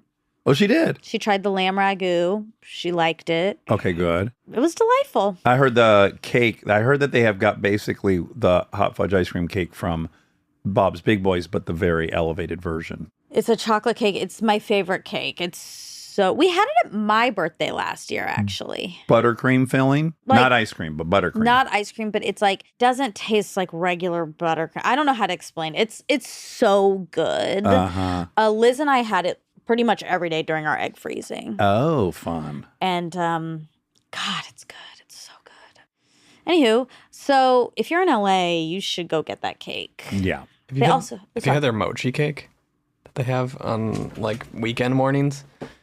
No. It's like from their pastry window. Oh, no one even told me about that. Is it so good? Vincent loves it. He's like constantly asking for mochi cake. Oh my God. Okay, Really I'll try good. it. I'll try it.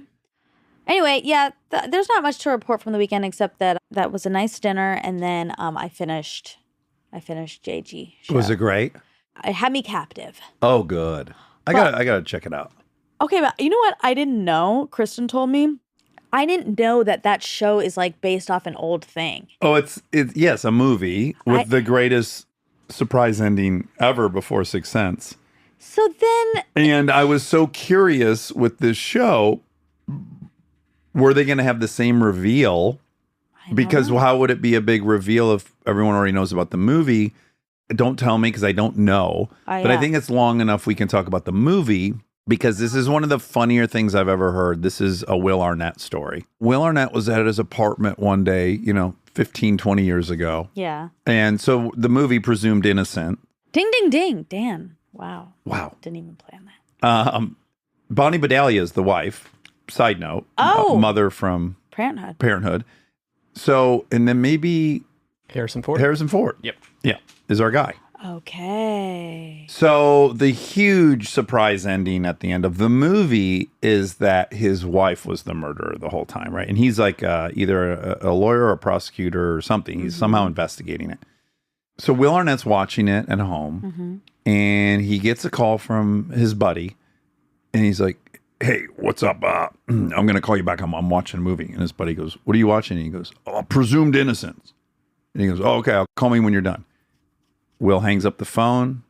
Phone rings again in 2 minutes. He picks it up, and his buddy goes, "The wife did it," and then hung up.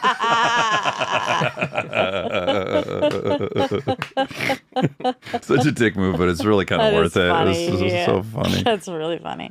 Yeah, I won't say anything, obviously, Right. but people should watch it. It was good. JG was great. Yeah. Was he making you horny? I mean, yeah. Okay. He is really attractive in the show. Well, you you'll report when Cooper was making you. It's just always fun to clock who's, There's bringing a you lot online. of sexual activity in the show. Oh, there is? Yes. Okay. And you see a lot of Jelly. JG's body. You do. Yeah. And is it phenomenal? We know he has a great Yeah. body. Well, I didn't know. I haven't seen it, so I don't know if he kept the same one from Roadhouse. I know he changes it a bit. Yeah, I don't know which body's which or what the timeline of But the whatever shooting. one this was is working big time. Yeah, he looks great. Yeah, not shocking. Do you see penis? Not penis. No. Okay. But butt cheeks? Yeah, you see his butt. Oh, wow. I can't wait. Yeah. I'm really looking forward to that. I think you'll really like that. Yeah. Part. You'll like his body, and there's other bodies too. There's some female bodies. physiques. Yeah. Yeah. that I you will know. like those, but I won't admit that I do. Why? You're 'Cause it's making not me safe. admit. I'm not allowed to do that, but I can Yeah. come in a boy's body. So I just think that's stick- right. Yeah. So I just stick to that. Okay. Yeah. so I'll like them and I just won't say anything. Yeah. You don't need to keep saying that. So what I'll like the most about the female bodies, which I can't say anything about. Yeah. So now I kind of want to watch the original movie, but now I know. I have follow-up questions. I'm going to leave them alone. What? though. No. What is it? Did you pause at all? Yeah, I paused. Oh, wow. Whatever. I'm a I perimenopausal woman. love perimenopausal. It's scary to say because these people are in and out of our lives, and you do have to be Listen, respectful. You do, but I'm going to speak for JG. You can speak for JG. I could text him now and see if this is clear. I'm just telling you, me personally, I would never mind that someone did some pausing in something I know- did. I I would know- be very flattered. I know you would. All right. We're going to respect him, and we're not going to ask him. Okay. I think you're probably right that he would be flattered Yeah. by people pausing. Yeah. But I don't. would. I know you would. Okay. Yeah, So I we've already said that. Yeah. Do you know where I stand on this? We've established that you would. And I'm gonna go out on a limb and say most people would. Okay. Most Okay, men. thank you. Most straight men Yeah. would. And gay men. Yeah, Yeah. probably. I don't know enough about that group as a whole. Uh-huh. So I feel a little assume. bit less comfortable assuming, but Well, Jess would love it if someone had paused. of course. Yeah, but yeah, yeah, that's a sample size that's small. Yeah. Anywho, so What if I started texting all my gay friends now? I mean, but really think, like, is there someone I don't know a dude. really? I don't. I want you to literally really think. Yeah. I'm racking my brain. Unless that person dislikes their own body so much that they couldn't buy into the notion that that's really why someone was pausing. Like if they couldn't accept that someone was pausing because they were, aroused, which is totally possible, Yeah. right? I have friends. Yeah. Who's an example of? We had Bobby Leon, Yeah. one of my favorite episodes, and I was watching his ex-girlfriend describe how much she loves his body. And she was saying all these things that for another person would be kind of triggering. She's like, I love his big pot belly. I love to rub it. And so I know she's sincere. Yeah. Like that's her body type.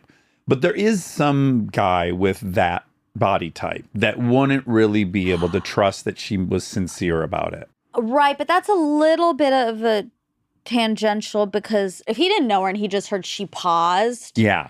Would he like that? Or are you saying that there could be a person that's like when people like me and then I get the feeling for some reason that they just like Indian girls? Oh, right. Then I'm skeptical of them You and what they discount like. their- Exactly. yeah, right. So maybe it could be like that with bodies. Yeah, I just think if you hate your body, you can't really accept someone actually does like it. But if you're even neutral on your body and you found out someone was pausing and they were so excited to look at it longer, I just don't know how anyone could obscure that into something negative. Yeah. Unless, Yeah. because someone's screaming at their radio right now. Okay. If you've been a hot woman your whole life and you've been objectified and stared at in the gym and harassed by dudes that won't leave you be, and they found out someone paused on them, they would they're probably over it. But I don't think any dude has that disposition. I was not talking about women. Yeah, I wasn't either. I don't know why it took me that long. Because women really a lot would not like that. I know why, because we were talking about you, and then also now the gates were open for women. Yes, but a lot of women would not like that. It could feel very predatorial and creepy and weird. Yeah. But men are it's different. That's right. So straight men, most of them. Well, probably gay too, but we're not I sure. just don't know. Yeah. Isn't it funny? You're not comfortable speaking hypothetically on what a gay man would want, but you are on a straight man. Yeah. You're already like you're enough. comfortable with a completely different gender. I've had enough interactions with straight men for me to feel pretty good. A lifetime of it. Pretty comfortable. Anyway, great show. Yeah, great show. And ding, ding, ding. And I'm going to pause the fuck out of it. Okay, I have a few facts. Oh, I looked up a little bit of what used to be considered forensic science that's like been debunked, basically. Oh, this will be a good list. But there's only a few. Because there's only a few? Yeah. Because virtually all the movies we were raised on, these are the knockout punch of the trial in the movie, and they're all bullshit. I think some of them are still used, though, even the ones handwriting analysis. Now, mind you, it's funny to say that because it was dead obvious in the Robert Durst case. Right. Like, I do believe in handwriting analysis for that. Yeah. And spelling analysis, I guess. That was the real thing. He misspelled Beverly twice. But also, I think it is still used. That case is not that old. Yeah, I don't know if that actually made it into the courtroom or not. Oh, Then there's so much other stuff. There's also people use blood spatter still. Yeah. But okay, so there's a few here. Optography. What is that? In 19th century Europe, especially in England, there was a widespread belief that people's eyes somehow recorded the last thing seen before their death. Oh my God. It is unknown where this belief came from, but it was probably an old superstition enhanced in popularity by literary works. Kuhn came to develop studies on the light-sensitive protein named rhodopsin, also known as visual purple. He discovered that not only was the rhodopsin extremely sensitive to light, but under certain ideal circumstances would act very much like a photography negative, fixing an image on whatever support it was currently in. Ew. After performing some rather gruesome experiments on rabbits. Ding, Ding, ding, ding. Okay, so they put the solution in. Okay. And then they look at the eyeball The and proteins. they can see. Yeah. Okay. I don't know. Yeah. I have to imagine there's a ton of interpretation on what you're seeing. That little cluster of proteins. Famously, optography was used as a last-ditch effort to identify Jack the Ripper. Sure. The method being tried with the eyes of Mary Jane Kelly, the supposed final victim of the famous serial killer, with no good results. Okay, and then anthropological criminology, ding, ding, ding. Careful. Criminology. Tread lightly. Caesar Lombroso was an Italian physician and famous criminologist who rejected what came to be called the classical school of criminology. By classical school, he referred to the works of the Enlightenment era philosophers. In their works, both classical criminologists described crime as a purely social phenomenon caused by social problems that brought certain individuals to commit crimes to right or wrong resulting from said social imbalance. As such, classical criminology focused almost entirely on the social causes of crime rather than the personal motivations of the criminal or the characterizations of the victim. Lombroso rejected this view. While he admitted that social phenomena could influence the occurrence of crimes, he argued that the factors that determine criminal behavior were largely biological and anthropological in origin. Lombroso, I was saying Lombroso, but it's Lombroso, had the opportunity to analyze hundreds of criminals. After many studies that largely focused on anthropometry, the measurement of the proportions of a human's being body, he concluded that there were clear physical distinctions between criminals and non-criminals. Yeah, that's the field, anthropometry, that was heavily weaponized during the Third Reich's rise and went away. So they would have these facial pragmatism measurements, like how much did your forehead jut out or how much did your... what it says. It says he pointed to a series of physical traits which he deemed atavistic, which represented a kind of involution that is a reversion to the physical traits of primates. Lombroso argued that individuals who showed traits similar to large primates, such as large ears, sloping foreheads, wide and flat noses, long arms, etc., were clearly less evolved than the rest of humanity and thus less able to cope with social norms and more prone to criminal behavior. Okay, then the polygraph. We all know about the polygraph. We do, and what's crazy is they still are giving every single one of these docs I watch about a wrongfully accused person, or virtually any doc involving a murder, Dateline, they still give polygraphs. I know, but I don't know if that's like... They're not admissible in court, but they still do it. Okay, those were the three. Do you think you could pass a polygraph? If I was lying? Yeah. Good question. I think I know. could. I think you could. But do you know why? Because I think, and I do think I could too, actually. Okay. It requires a level of compartmentalization that I think you can do. Well, my past addiction would suggest so, but I have a whole technique in my mind I think I would use. Okay. Which is I would anticipate whatever question was coming. Okay. Did you kill your wife? And I would work on a definition for kill that would fall outside of what I did. So like I would really concentrate on the fact that like, no, killing your wife is when you murder her. Whatever thing, I would find a way. I think that's I don't know what I'm basing this on, but I've decided if you could redefine the word they're going to ask you, you could believe it as you're saying it. I see what you mean, but that requires so it's much. It's like, think about how many people do this with cheating, right? Like, it's not cheating to text a coworker naughty stuff.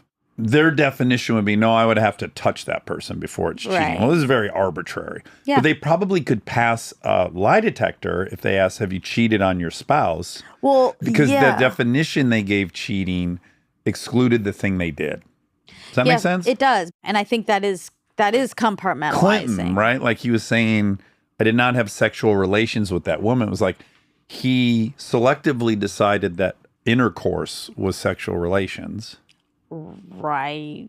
You know what I'm saying?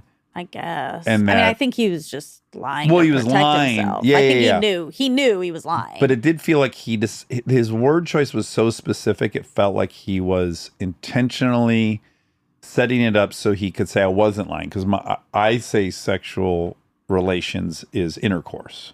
Maybe. I don't know. Okay. But yeah, never a great topic. That is a way to do it, but I just think it all requires a profound level of compartmentalizing. Yeah.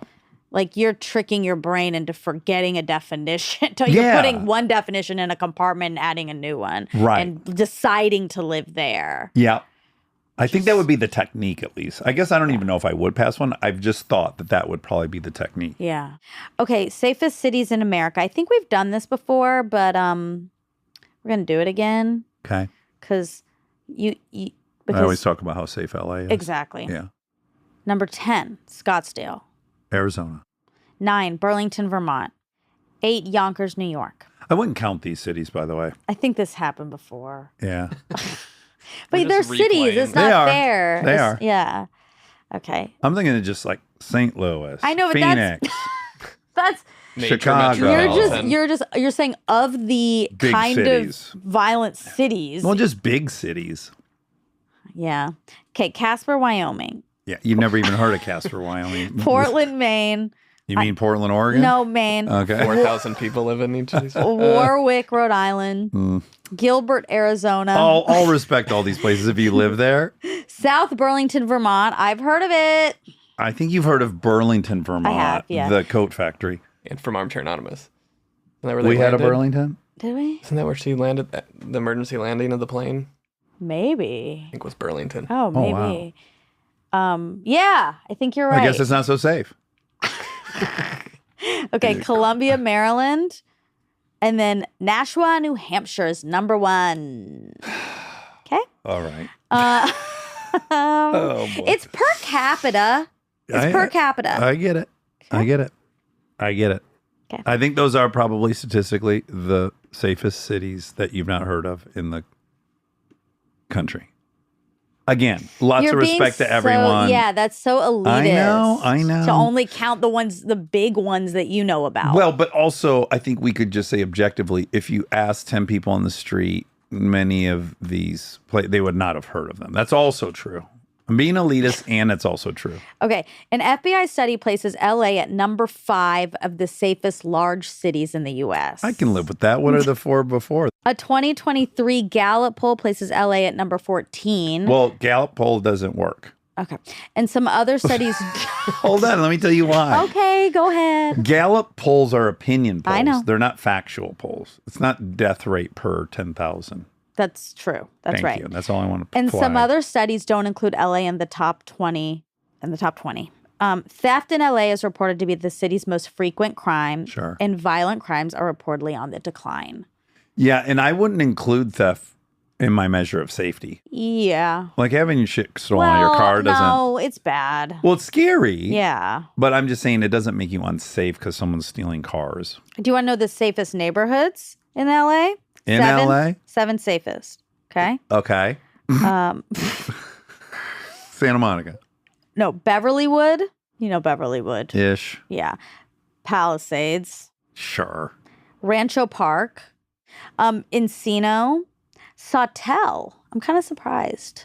Well, are we thinking of the street Sawtell? Because it's, That area, like, kind of. oh, wow, because it's grimy over there. I know. It's no disrespect. I mean, you should feel disrespected. yeah. But I lived over there, so. Me too. Yeah. Sherman Oaks. Yeah. And then Cheviot Hills. That makes sense. I'm surprised. Was Cheviot Hills number 1? No. Or were you going in reverse order? I went, Okay. Okay. I don't know. All right.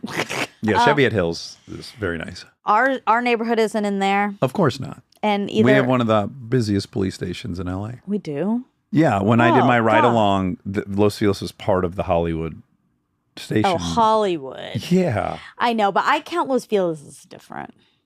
sure. But there were, I was with the gang patrol, Yeah. and they rolled up on a bunch of different dudes with gang tattoos that were Well, in and about- Hollywood's rough. well, in our area. Really? Oh, yeah. That fucking corner where the Ralph's is, shit's popping off there. By Cara, where I go every day. Yeah, there was a dude, in fact, in front of a tree selling some stuff. Yep. Yeah, and remember, someone got shot at the Rite Aid. There you go. All right. Well, Okay. So safe. Knock on wood. Knock on wood. Everything's fine. Now, if you're counting theft, I wouldn't even. Yeah, I think we got a lot of theft in LA. This one says top 7 neighborhoods, safest neighborhoods in LA is Highland Park, number 1. I could see that. You could. Don't you think? Oh, no, I'm thinking Hancock Park. Exactly. Yeah, no, No. Highland Park. You Westwood, still got the number 2. Avenue Boys are over there. It reminds me of Chicago so much over there. Yeah, but it says 0.017 crimes per 1,000 people. That's pretty good. Westwood, Sure. Playa Vista, Sherman Oaks. That's the only one on both. Venice Beach. Okay. No. Nope. Nope. Throw this list in the This is trash. the garbage. Yeah. Yeah. All right. Well, you got what you wanted. An FBI study places LA at number 5 of the safest, largest What are the cities in 4 the above US. it? Doesn't have that? Don't worry about it. I mean, I wouldn't hate if you did murder because Murder rates we could do. Yeah. Okay. Should we do murder rates by Lowest city? lowest murder rate, big city. Oh That's- my God. Why? That's good. It feels very Cherry picky. yeah. Okay, let's do cities with most murders 2024, okay? Oh boy. This is good. This is from But if you don't do rate, it's not going to be per from capita. worldpopulationreview.com. Okay. That's very trusted. Do you think my legs look as dark as yours right now? Just occurred to me. I think Do because of you? that surfing. Yeah, I think up here. Okay. Okay. Okay, ready? Mhm. St. Louis, Baltimore. These are The scariest. highest murder rate. Yeah. St. Louis, Baltimore, Chicago, New Orleans, Detroit, Uh-huh. Cleveland, Las Vegas, Oh. Kansas City, Memphis, Newark, Yeah. Chicago, Yeah. Cincinnati, Philadelphia, Milwaukee, Tulsa, Yeah. Pittsburgh, Indianapolis, Louisville, Oakland, Atlanta. Yeah, there's not a surprise on that list. We for all me. made it. Good job, Atlanta. But yes, to your point, LA is not on here. Yeah. All right. Well, I think we've talked enough about death for one day. Great.